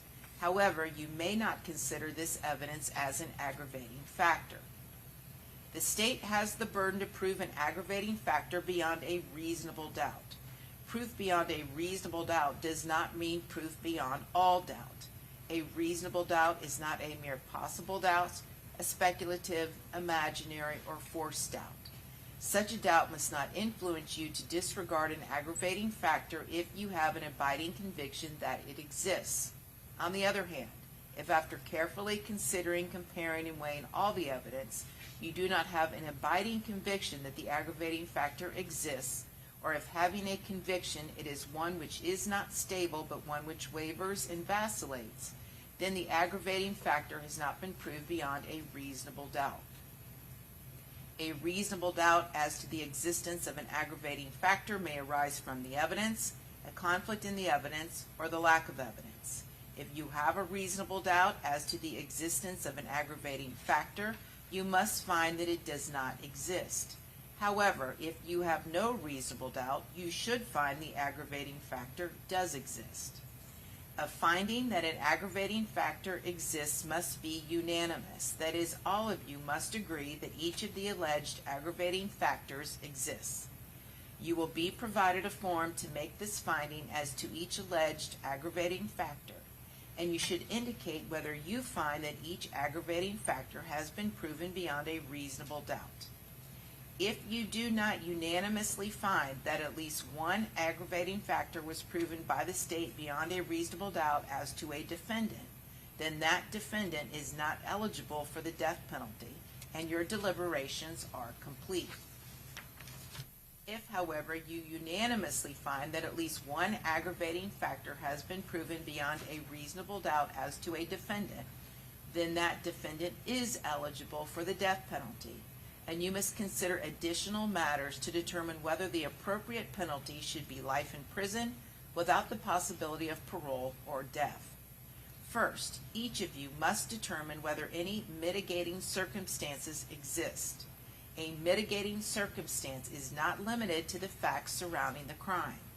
A mitigating circumstance may include any aspect of a defendant's character, background, or life, or any circumstance of the offense that may indicate the death penalty is not appropriate in this case. It is a defendant's burden to prove that one or more mitigating circumstances exist. Mitigating circumstances need not be proven beyond a reasonable doubt. Instead, a defendant need only prove a mitigating circumstance by the greater weight of the evidence, which means evidence that more likely than not tends to establish the existence of a mitigating circumstance. If you determine by the greater weight of the evidence that a mitigating circumstance exists, you must consider it proven and give that evidence such weight as you determine it should receive. You need not reach a unanimous decision about whether a defendant has proven the existence of a mitigating circumstance. Any juror persuaded as to the existence of a mitigating circumstance must consider it in this case. Among the mitigating circumstances you may consider are mitigating circumstances as to defendant Isaiah Chance. Number 1, Isaiah Chance's age at the time of the offense. 2, Isaiah Chance has no significant history of prior criminal activity. 3, Isaiah Chance was 21 years old at the time of the offense. 4, Isaiah Chance suffers from borderline intellectual disability as well as untreated attention deficit hyperactivity disorder, also known as ADHD. 5, Isaiah Chance's decision-making was impaired by his borderline intellectual disability and ADHD. 6, Isaiah Chance did not personally carry, display, use, threaten to use, or attempt to use a firearm during the commission of the offense. 7, prior to this case, Isaiah Chance had never been arrested. 8, Isaiah Chance cherishes fatherhood and has a great relationship with his 3 children. 9, Isaiah Chance has a loving and very close relationship with his parents, siblings, grandmother, and godmother. 10, Isaiah Chance helped his grandfather and grandmother when his grandfather had cancer. 11, Isaiah Chance attended church with his stepfather and his grandmother. 12, Isaiah Chance helped his mother around the house. 13, Isaiah Chance was motivated and preparing for a career as a merchant seaman. 14, Isaiah Chance was described as a quiet, respectful, and nonviolent child by family members and friends. 15, Isaiah Chance has the continued support of many family members and friends. 16, Isaiah Chance is a son, brother, grandson, and father whose life has meaning to others. 17, Isaiah Chance is capable of growth, redemption, and maturity because of his young age.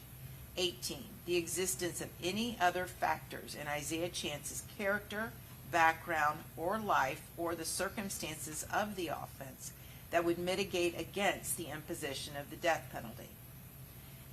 Mitigating circumstances as to defendant Sean Gathright. Number 1, Sean Gathright has no significant history of prior criminal activity. Number 2, Sean Gathright's age at the time of the offense. 3, Sean Gathright was 18 years old at the time of the offense. 4, Sean Gathright was raised in a military family with repeated parental deployments, resulting in frequent relocations and prolonged separations from both of his parents. 5, Sean Gathright was primarily raised by his paternal grandmother due to parental absence and instability throughout his life. 6, Sean Gathright lacked a stable male role model or consistent guidance during formative years while he was a teenager. 7, Sean Gathright was subjected to verbal abuse by his father. 8, Sean Gathright was subjected to physical abuse and injury at the hands of his biological father.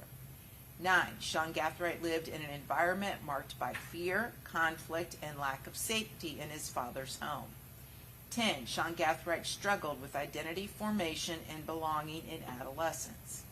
11, Sean Gathright experienced isolation and difficulty adjusting socially after relocation in adolescence. 12, Sean Gathright was highly susceptible to influence due to his age. 13, Sean Gathright's decision-making was influenced by peer groups and an unfamiliar culture. 14, Sean Gathright is described as kind, respectful, and nonviolent by family and friends who know him. 15, Sean Gathright is optimistic and a positive support for family and friends. 16, Sean Gathright loves his sister, nephews, mother, grandmothers, and friends. 17, Sean Gathright is loved deeply by the family who have supported him. 18, Sean Gathright has been described as calm, well-mannered, and non-confrontational.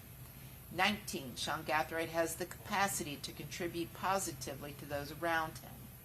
20, Sean Gathright is a son, brother, grandson, and friend whose life has meaning to others. 21, Sean Gathright is capable of growth, redemption, and maturity because of his young age. 22, Sean Gathright has the desire and potential to mentor and positively influence others, particularly younger individuals in prison. 23, Sean Gathright fed the homeless and was very involved in community projects in Mississippi when he lived with his paternal grandmother. 24, Sean Gathright traveled to foreign countries on mission trips for humanitarian purposes. 25, Sean Gathright participated in educational international travel programs reflecting exposure to broader opportunities. 26, Sean Gathright demonstrated entrepreneurial initiative, including running small businesses, pressure washing, detailing, and photography. 27, Sean Gathright showed motivation and productivity at a young age. 28, Sean Gathright has demonstrated the desire to be productive by taking courses in an incarcerative setting. 29, Sean Gathright engaged in creative and constructive outlets, including photography and media work. 30, Sean Gathright has shown resilience and adaptability despite adversity. 31, Sean Gathright can contribute significantly to the prison workforce.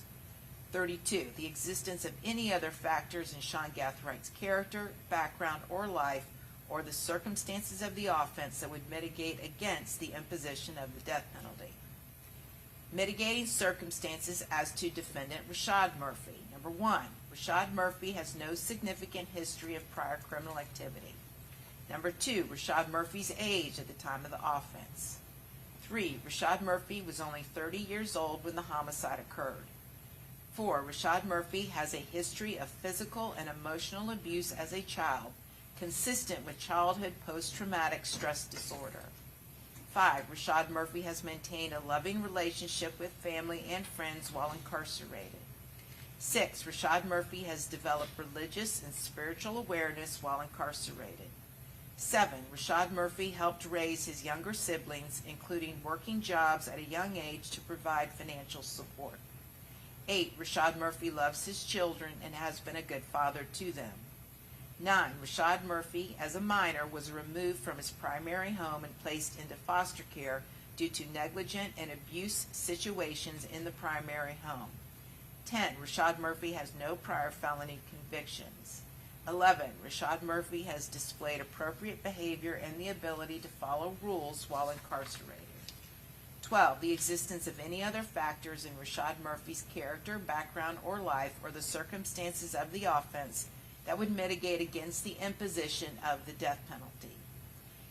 Mitigating circumstances as to defendant Davion Murphy. 1, the capacity of Davion Murphy to appreciate the criminality of his conduct or to conform his conduct to the requirements of law was substantially impaired. 2, the capital felony was committed while Davion Murphy was under the influence of extreme mental or emotional disturbance. 3, the age of Davion Murphy at the time of the offense. 4, Davion Murphy suffers from traumatic brain injury. 5, Davion Murphy was exposed to repeated violence in his childhood and young adult life. 6, Davion Murphy is in the borderline range of intellectual disability. 7, Davion Murphy grew up in a household marked by instability and financial strain. 8, Davion Murphy did not have a stable male role model in his life. 9, Davion Murphy's father was diagnosed with schizophrenia. 10, Davion Murphy's father was incarcerated for life when Davion Murphy was 12 years old. 11, Davion Murphy took on a parental role for his younger siblings. 12, Davion Murphy is loved by his family. 13, the existence of any other factors in Davion Murphy's character, background, or life, or the circumstances of the offense that would mitigate against the imposition of the death penalty. The final step in the process is for the jury to determine whether a defendant should be sentenced to life in prison without the possibility of parole or to death. In making your decision, you must weigh all of the following factors. 1, whether sufficient aggravating factors exist, and 2, whether the proven aggravating factors outweigh the proven mitigating circumstances. The process of weighing aggravating factors and mitigating circumstances is not a mechanical or mathematical process. In other words, you should not merely total the number of aggravating factors and compare that number to the total number of mitigating circumstances. The law contemplates that different factors or circumstances may be given different weight or values by different jurors.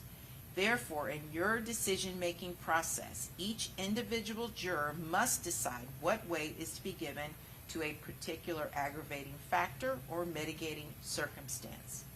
Regardless of the result of each juror's individual weighing process, even if you conclude that the sufficient aggravators outweigh the mitigators, the law neither compels nor requires you to recommend that a defendant should be sentenced to death. If fewer than 8 jurors vote for the death penalty for a defendant, the court must sentence that defendant to life in prison without the possibility of parole. If 8 or more jurors vote for the death penalty for a defendant, your recommendation for that defendant must be for the death penalty. This recommendation is not binding on the court. However, I am required to assign and give great weight and deference to your recommendation. You will be provided forms to reflect your decisions. The fact that the jury can make its decision on a single ballot should not influence you to act hastily or without due regard to the gravity of these proceedings. Before you vote, you should carefully consider and weigh the evidence, realizing that human life is at stake, and bring your best judgment to bear in reaching your decisions. Weighing the evidence. It is up to you to decide what evidence is reliable. You should use your common sense in deciding which is the best evidence and which evidence should not be relied upon in considering your verdict. You may find some of the evidence not reliable or less reliable than other evidence. You should consider how the witnesses acted as well as what they said. Some things you should consider are: 1, did the witness seem to have an opportunity to see and know the things about which the witness testified? 2, did the witness seem to have an accurate memory? 3, was the witness honest and straightforward in answering the attorney's questions? 4, did the witness have some interest in how the case should be decided? 5, does the witness's testimony agree with the other testimony and other evidence in the case? 6, has the witness been offered or received any money, preferred treatment, or other benefit in order to get the witness to testify? 7, had any pressure or threat been used against the witness that affected the truth of the witness's testimony? 8, did the witness at some other time make a statement that is inconsistent with the testimony he or she gave in court? And 9, has the witness been convicted of a felony? Whether the state has met its burden of proof does not depend upon the number of witnesses it has called or upon the number of exhibits it has offered, but instead upon the nature and quality of the evidence presented. The fact that a witness is employed in law enforcement does not mean that his or her testimony deserves more or less consideration than that of any other witness. Expert witnesses are like other witnesses with one exception. The law permits an expert witness to give his or her opinion. However, an expert's opinion is reliable only when given on a subject about which you believe him or her to be an expert. Like other witnesses, you may believe or disbelieve all or any part of an expert's testimony. Defendant Sean Gathright has become a witness in this case. You should apply the same rules to consideration of his testimony that you apply to the testimony of the other witnesses. It is entirely proper for the lawyers to talk to a witness about what testimony the witness would give if called to the courtroom. The witness should not be discredited by talking to the lawyers about his or her testimony. You may rely upon your own conclusion about the credibility of any witness. A juror may believe or disbelieve all or any part of the evidence or the testimony of any witness. The Constitution requires the state to prove its aggravating factors against the defendants. It is not necessary for a defendant to disprove the aggravating factors. It is up to the state to prove the aggravating factors by evidence. Defendants Isaiah Chance, Rashad Murphy, and Davion Murphy each exercised a fundamental right by choosing not to be a witness in this case.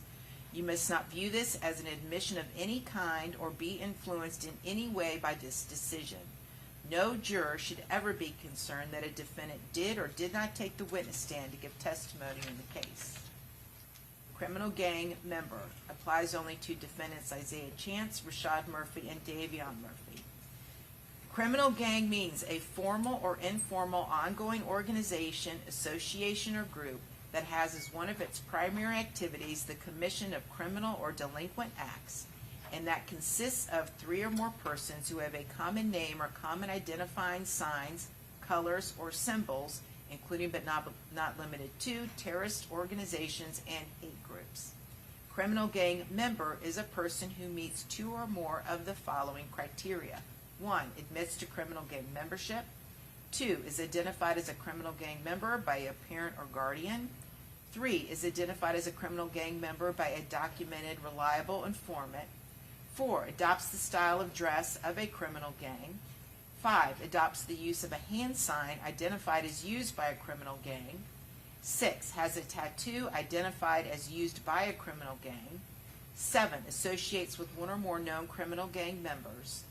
8, is identified as a criminal gang member by an informant of previously untested reliability, and such identification is corroborated by independent information.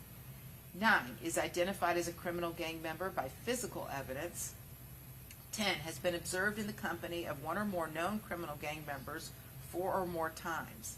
Observation in a custodial setting requires a willful association. It is the intent of the legislature to allow this criterion to be used to identify gang members who recruit and organize in jails, prisons, and other detention settings. 11, has authorized any communication indicating responsibility for the commission of any crime by the criminal gang. Rules for deliberation. There are some general rules that apply to your discussion. You must follow these rules in order to return a lawful verdict. 1, you must follow the law as it is set out in these instructions. If you fail to follow the law, your verdict will be a miscarriage of justice. There is no reason for failing to follow the law in this case. All of us are depending upon you to make a wise and legal decision in this matter. 2, this case must be decided only upon the evidence that you have heard from the testimony of the witnesses and have seen in the form of the exhibits in evidence and these instructions. 3, remember the lawyers are not on trial. Your feelings about them should not influence your decision in this case. 4, your duty is to determine whether the appropriate sentence in this case is life in prison without the possibility of parole or death. Deciding a verdict is exclusively your job. I cannot participate in that decision in any way. Please disregard anything I may have said or done that made you think I preferred one verdict over another. The verdicts must be in writing, and for your convenience, the necessary verdict forms have been prepared for you, and they are as follows. Defendant Isaiah Chance, jury verdict form, penalty phase. We, the jury, find as follows as to Isaiah Chance in this case. A, aggravating factors. 1, we, the jury, unanimously find the state proved beyond a reasonable doubt that Isaiah Chance committed the homicide in a cold, calculated, and premeditated manner without any pretense of moral or legal justification. Cold means the murder was the product of calm and cool reflection. Calculated means having a careful plan or prearranged design to commit murder. A killing is premeditated if it occurs after the defendant consciously decides to kill. The decision must be present in the mind at the time of the killing. The law does not fix the exact period of time that must pass between the formation of the premeditated intent to kill and the killing. The period of time must be long enough to allow reflection by the defendant. The premeditated intent to kill must be formed before the killing. However, for this aggravating factor to apply, a heightened level of premeditation demonstrated by a substantial period of reflection is required. A pretense of moral or legal justification is any claim of justification or excuse that, though insufficient to reduce the degree of murder, nevertheless rebuts the otherwise cold, calculated, or premeditated nature of the murder. And you would check yes or no.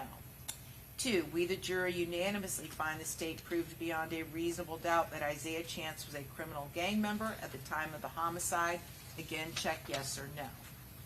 If you, the jury, answered no to every aggravating factor listed, you have completed your deliberations. The foreperson should date and sign at the end of this form. If you, the jury, answered yes as to any aggravating factor listed, proceed to Section B. Section B, jury recommendation.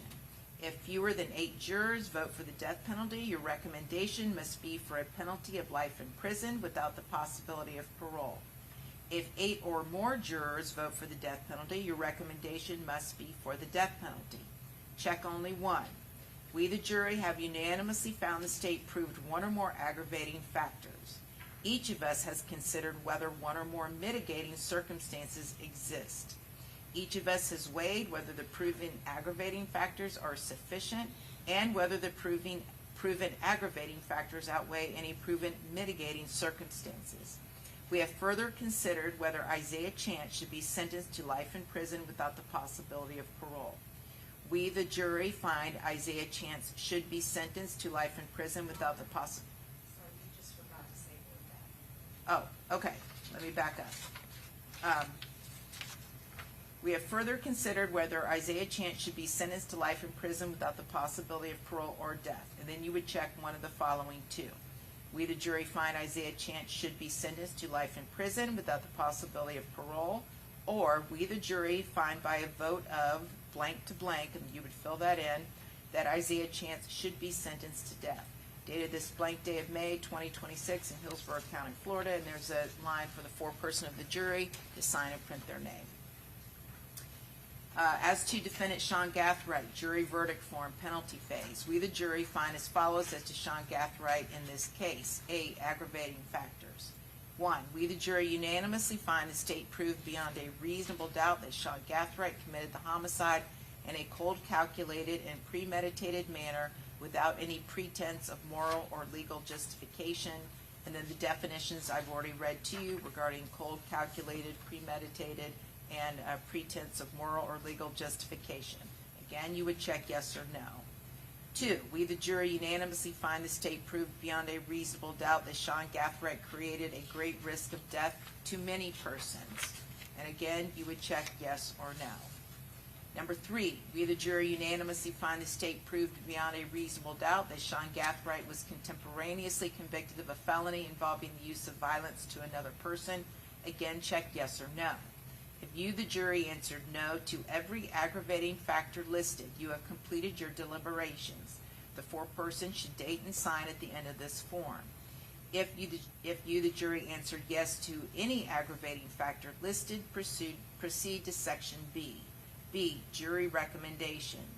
If fewer than 8 jurors vote for the death penalty, your recommendation must be for a penalty of life in prison without the possibility of parole. If 8 or more jurors vote for the death penalty, your recommendation must be for the death penalty. Again, check only one. We, the jury, have unanimously found the state proved one or more aggravating factors. Each of us has considered whether one or more mitigating circumstances exist. Each of us has weighed whether the proven aggravating factors are sufficient and whether the proven aggravating factors outweigh any proven mitigating circumstances. We have further considered whether Sean Gathright should be sentenced to life in prison without the possibility of parole or death. And again, you check one of the two. We, the jury, find Sean Gathright should be sentenced to life in prison without the possibility of parole, or we, the jury, find by a vote of blank to blank that Sean Gathright should be sentenced to death. Defendant Rashad Murphy. Verdict form, penalty phase. We, the jury, find as follows as to Rashad Murphy in this case. Aggravating factors. Number 1, we, the jury, unanimously find the state proved beyond a reasonable doubt that Rashad Murphy committed the homicide in a cold, calculated, and premeditated manner without any pretense of moral or legal justification. And again, the definitions are included there, and they are as I have instructed you previously. And you would check yes or no. 2, we, the jury, unanimously find the state proved beyond a reasonable doubt that Rashad Murphy created a great risk of death to many persons. Again, check yes or no. We, the jury, unanimously find the state proved beyond a reasonable doubt that Rashad Murphy was contemporaneously convicted of a felony involving the use of violence to another person. Again, check yes or no. 4, we, the jury, unanimously find the state proved beyond a reasonable doubt that Rashad Murphy was a criminal gang member at the time of the homicide. Again, check yes or no. If you, the jury, answered no to every aggravating factor listed, you have completed your deliberations. The foreperson should date and sign at the end of this form. If you, the jury, answered yes to any aggravating factor listed, proceed to Section B. B, jury recommendation.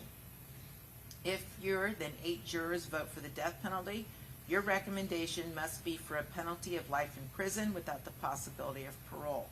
If 8 or more jurors vote for the death penalty, your recommendation must be for the death penalty. And again, you would check only one. We, the jury, have unanimously found the state proved one or more aggravating factors.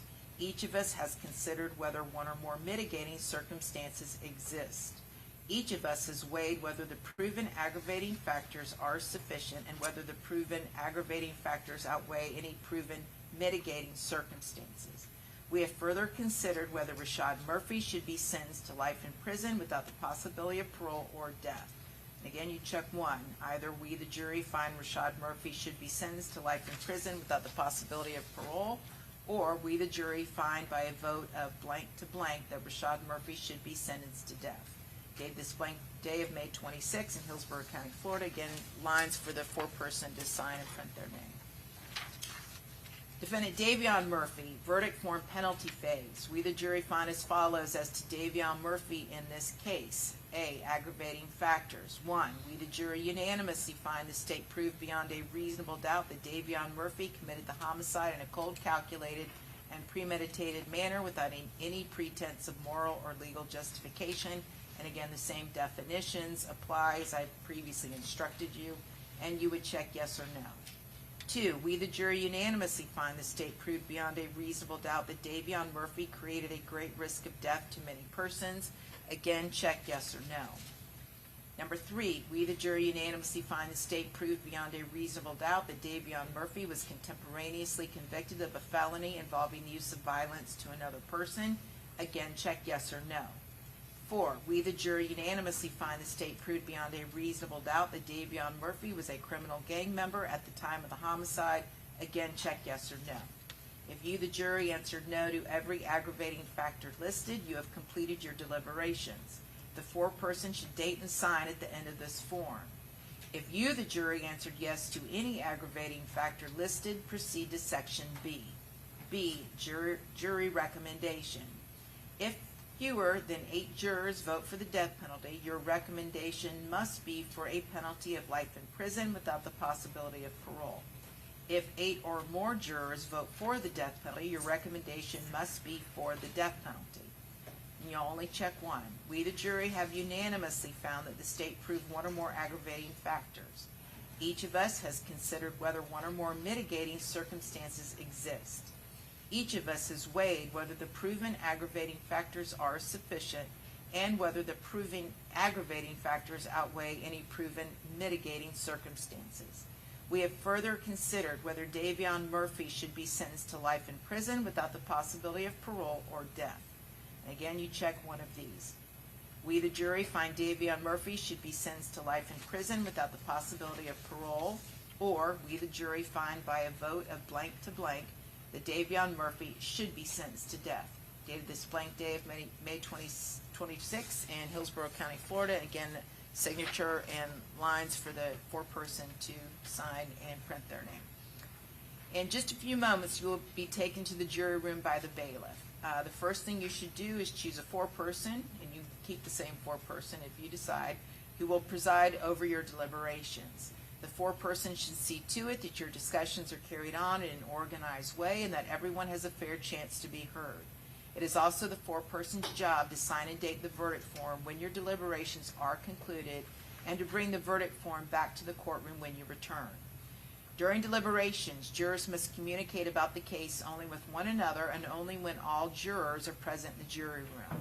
If a juror goes to the restroom, the deliberation should stop until the juror returns.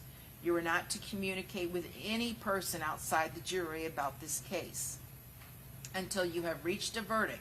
You must not talk about this case in person or through the telephone, writing, or electronic communication such as a blog, Twitter, email, text message, or any other means. These communication rules apply until I discharge you at the end of the case. If you become aware of any violation of these instructions or any other instruction I have given in this case, you must tell me by giving a note to the bailiff. Many of you may have cell phones, tablets, laptops, or other electronic devices here in the courtroom. The rules do not allow you to bring your phones or any of those types of electronic devices into the jury room. Kindly leave those devices on your seats where they will be guarded by the bailiff while you deliberate. If you need to communicate with me, send a note through the bailiff signed by the foreperson. If you have voted, do not disclose the actual vote in the note. If you have questions, I will talk with the attorneys before I answer, so it may take some time. You may continue your deliberations while you wait for my answer. I will answer any questions if I can in writing or orally here in open court. During the trial, items are received into evidence as exhibits. You may examine whatever exhibits you think will help you in your deliberations. These exhibits will be sent into the jury room with you when you begin to deliberate. In closing, let me remind you that it is important that you follow the law spelled out in these instructions in deciding your verdict. There are no other laws that apply to this case. Even if you do not like the laws that must be applied, you must use them. For 2 centuries, we have lived by the Constitution and the law. No juror has the right to violate rules we all share. Okay, so does anyone have any electronic devices in the, okay, so you guys kind of know the drill. Juror 168, Mr. M.N., do you have anything in the jury room that you need to get out? Okay, so this is the same as last time, right? So you guys you're going to go into the jury room. Do not begin discussing anything about this case until our alternate has left and until the bailiffs have left.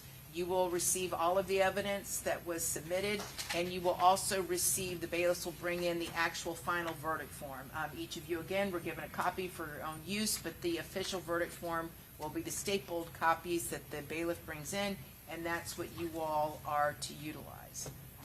Okay, very good. So I'll talk to our alternate after you grab your items. If you have any electronic devices on you now, anything, leave them in your chair. Otherwise, the bailiff will collect them and bring them out here. All rise.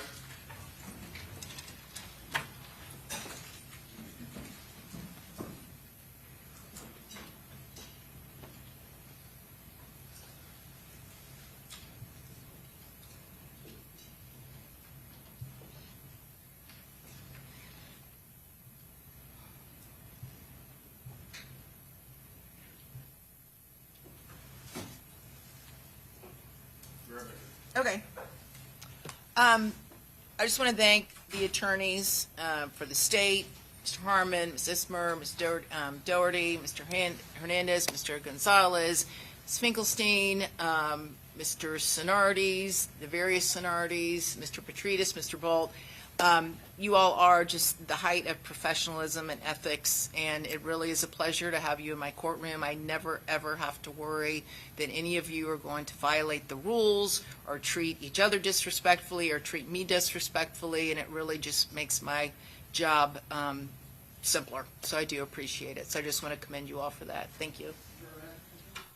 Okay, so I don't even really have the words to thank you for your service. It's such a hard thing in these cases, particularly cases of this magnitude that take this long, and we have alternates, and you have to sit and listen to all the evidence, and then we tell you, surprise, you don't actually get to partake in the decision. But I do hope you realize how critically fundamental you are to the process. As we discussed before, in these cases, we have to have 12 people decide these verdicts. And if something happened and we didn't have an alternate, we'd have to start all over. And you now very well are very familiar with all that goes into these cases. So I just want to thank you on behalf of everyone, on behalf of the citizens of Hillsborough County. Thank you so much for your service. And the good news is you are now released from your jury service.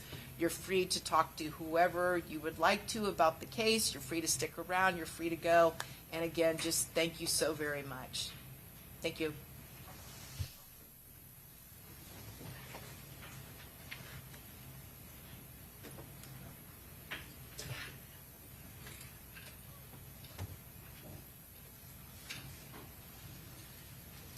Okay, so we'll be in recess.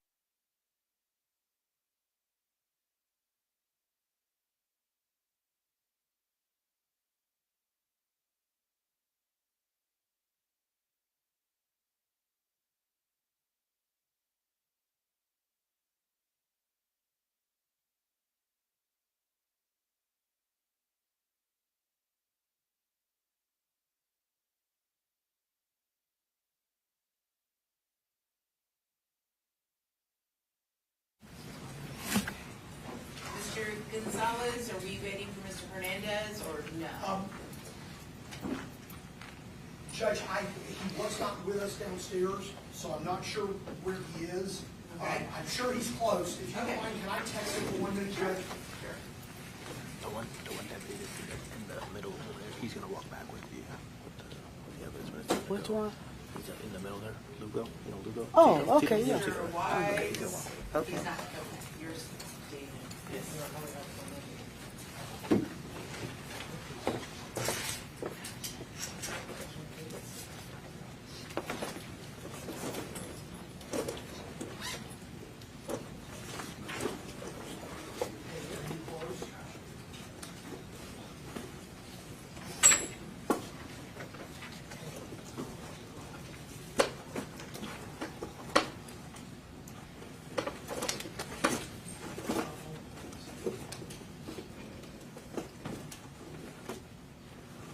Judge, Mr. Hernandez says that he would do about 10 minutes.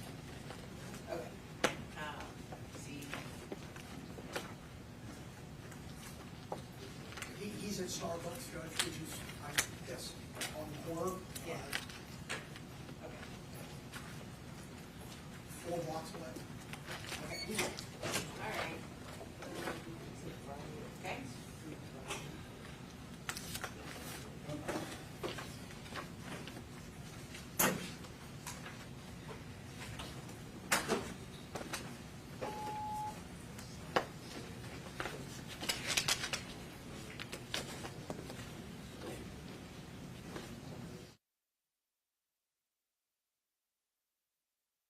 Judge, the court can go on. Yeah, okay, let's do that, just because everyone else is here. Understood, Your Honor. It's been a long 6 weeks, and I don't want to keep the jury waiting unnecessarily, so, okay. All right, very good. It's my understanding the jury has reached a verdict, correct? Yes, ma'am. Okay. Straight in. And I'll hold them. Thank you, Judge.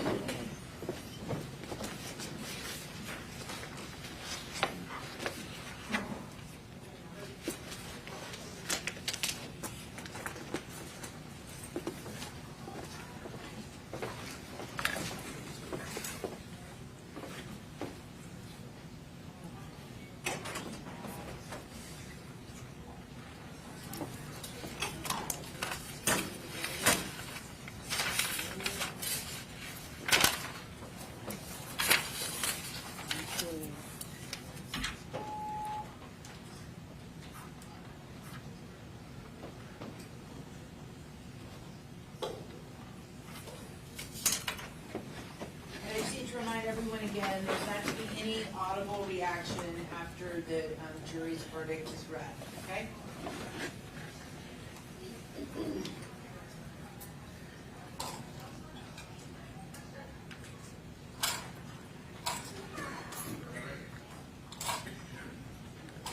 Ready, Judge? Yeah? All rise.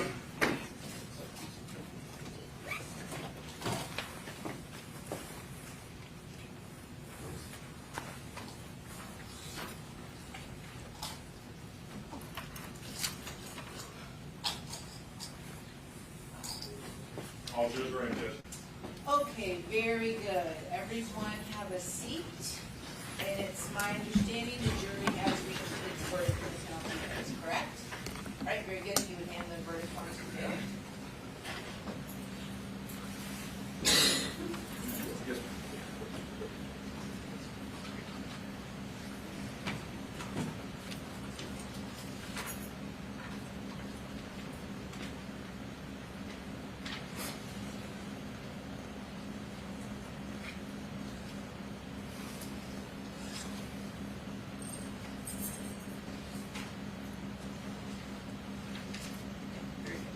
Madam Clerk, please publish the verdicts.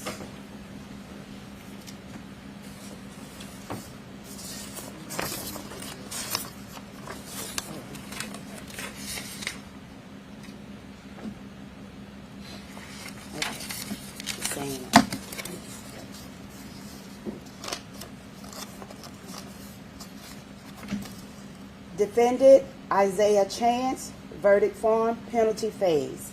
We, the jury, unanimously find the state proved beyond a reasonable doubt that Isaiah Chance committed the homicide in a cold, calculated, and premeditated manner without any pretense of moral or legal justification.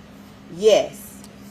We, the jury, unanimously find the state proved beyond a reasonable doubt that Isaiah Chance was a criminal gang member at the time of the homicide. Yes.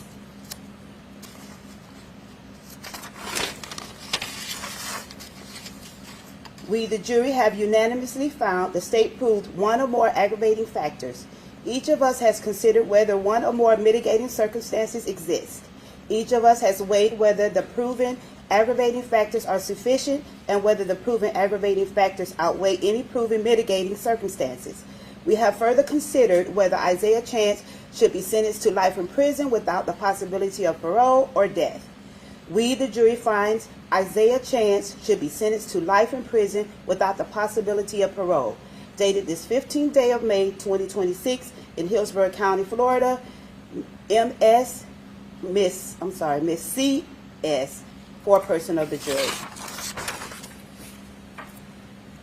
Defendant Sean Gathright, verdict form, penalty phase. We, the jury, unanimously find the state proved beyond a reasonable doubt that Sean Gathright committed the homicide in a cold, calculated, and premeditated manner without any pretense of moral or legal justification. Yes. We, the jury, unanimously find the state proved beyond a reasonable doubt that Sean Gathright created a great risk of death to many persons. Yes.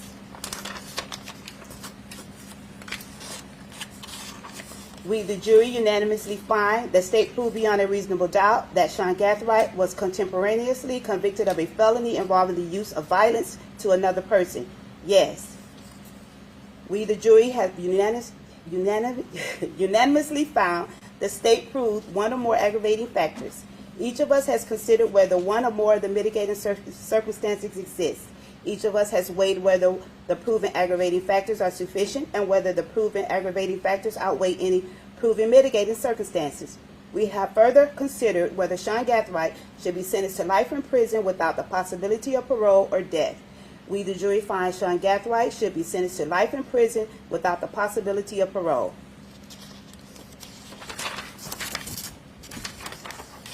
Dated this 15th day of May, 2026 in Hillsborough County, Florida. C.S. foreperson of the jury.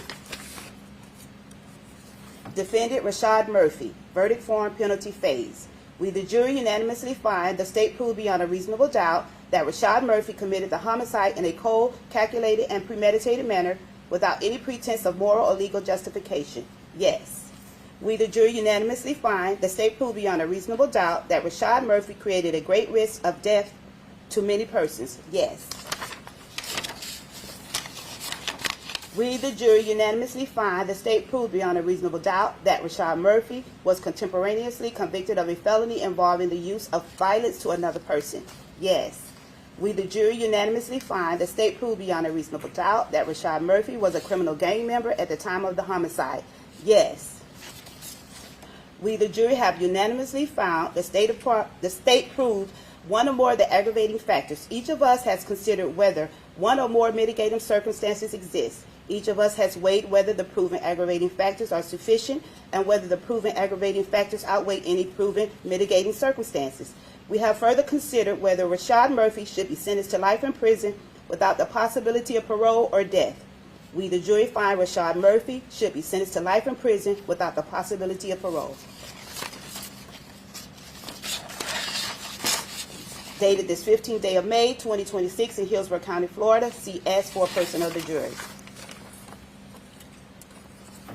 Defendant Davion Murphy. Verdict form, jury verdict form, penalty phase. We, the jury, unanimously find the state proved beyond a reasonable doubt that Davion Murphy committed the homicide in a cold, calculated, and premeditated manner without any pretense of moral or legal justification. Yes. We, the jury, unanimously find the state proved beyond a reasonable doubt that Davion Murphy created a great risk of death to many persons. Yes. We, the jury, unanimously find the state proved beyond a reasonable doubt that Davion Murphy was contemporaneously convicted of a felony involving the use of violence to another person. Yes. We, the jury, unanimously find the state proved beyond a reasonable doubt that Davion Murphy was a criminal gang member at the time of the homicide. Yes. We, the jury, have unanimously found the state proved one or more aggravating factors. Each of us has considered whether one or more of the mitigating circumstances exist. Each of us has weighed whether the proven aggravating factors are sufficient and whether the proven aggravating factors outweigh any proven mitigating circumstances. We have further considered whether Davion Murphy should be sentenced to life in prison without the possibility of parole or death. We, the jury, find Davion Murphy should be sentenced to life in prison without the possibility of parole. Dated this 15th day of May, 2026, C.S. foreperson of the jury. All right, members of the jury, now I'm going to ask you all the same question, similar to what happened after the guilt phase for the whole jury. So, I'm going to ask you about the jury's decisions that you have just heard. Juror number 9, initials D.M. Do you agree that the decisions as read by the clerk accurately reflect what the jury decided? Juror number 16, initials A.M. Do you agree that the decisions as read by the clerk accurately reflect what the jury decided? Juror number 19, initials L.Y. Do you agree that the decisions as read by the clerk accurately reflect what the jury decided? Juror number 24, initials W.W. Do you agree that the decisions as read by the clerk accurately reflect what the jury decided? Juror number 32, initials C.R.P. Do you agree that the decisions as read by the clerk accurately reflect what the jury decided? Juror number 47, initials AM. Do you agree that the decisions as read by the clerk accurately reflect what the jury decided? Juror number 49, initials CG. Do you agree that the decisions as read by the clerk accurately reflect what the jury decided? Juror number 78, initials AC. Do you agree that the decisions as read by the clerk accurately reflect what the jury decided? Juror number 142, initials TL. Do you agree that the decisions as read by the clerk accurately reflect what the jury decided? And juror 157, initials CS. Do you agree that the decisions as read by the clerk accurately reflect what the jury decided? And juror 158, initials JH. Do you agree that the decisions as read by the clerk accurately reflect what the jury decided? And juror 167, initials JE. Do you agree that the decisions as read by the clerk accurately reflect what the jury decided? All right, I have one last formal instruction for you all, and then I have something more personal to say. Ladies and gentlemen, I wish to thank you for your time and consideration of this case. I also wish to advise you of some very special privileges enjoyed by jurors. No juror can ever be required to talk about the discussions that occurred in the jury room except by court order. For many centuries, our society has relied upon juries for consideration of difficult cases. We have recognized for hundreds of years that a jury's deliberations, discussions, and votes should remain their private affair as long as they wish it. Therefore, the law gives you a unique privilege not to speak about the jury's work. Although you are at liberty to speak with anyone about your deliberations, you are also at liberty to refuse to speak to anyone. A request to discuss either your verdict or your deliberations may come from those who are simply curious, from the media, from the attorneys, or elsewhere. It will be up to you to decide whether to preserve your privacy as a juror. On a much more personal note, these are tough cases. These are tough cases. And I've handled a lot of tough cases. This is my first rodeo as far as handling tough cases. This one takes the cake. This one was one of the up to date, in my 24 years of doing this as a judge, one of the toughest cases. And you all are amazing. You're amazing people. You are smart, you are attentive, you are patient, and you are just. You're just. And I just want, on behalf of everyone involved, not just the parties, the attorneys, myself, our entire community owes you a debt of gratitude. And I wish I could do something more for you other than just say how amazing you are. I did have the bailiff give you all just a small medallion, it's just a token. I wish there was more that I could do, but that is all I can do. You all should go home, and as you resume your lives, be so proud of yourselves for the citizens you are and the sacrifice that you made for all of us in our legal system. We are eternally grateful. With that, your jury service is now complete. Thank you. All rise.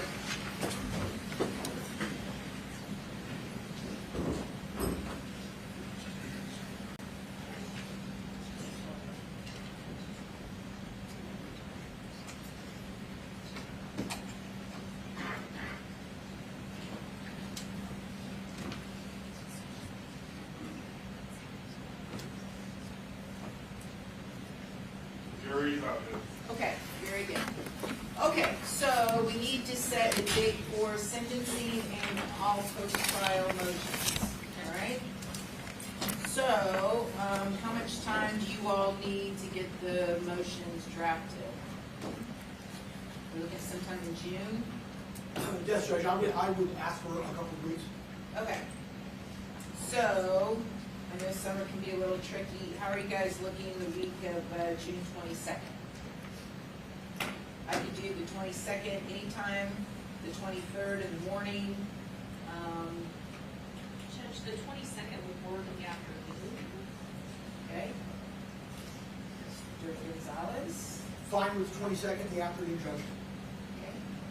Ms. Finkelstein? That works. Okay, Mr. Sonardi, Ms. Toomey? Afternoon is fine. Okay, Mr. Petrides?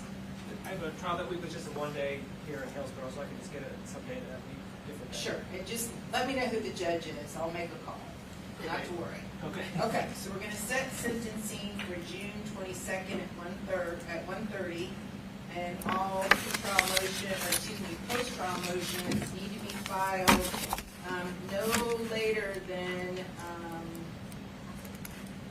June 15th. Actually, make that June 12th close of business, and state if you're gonna follow the clause, that's what you think. Okay?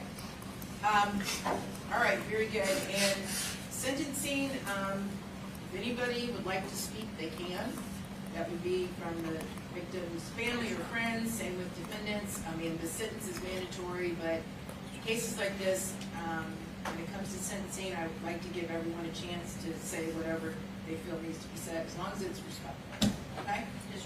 Okay, very good. See you all then. We are concluded.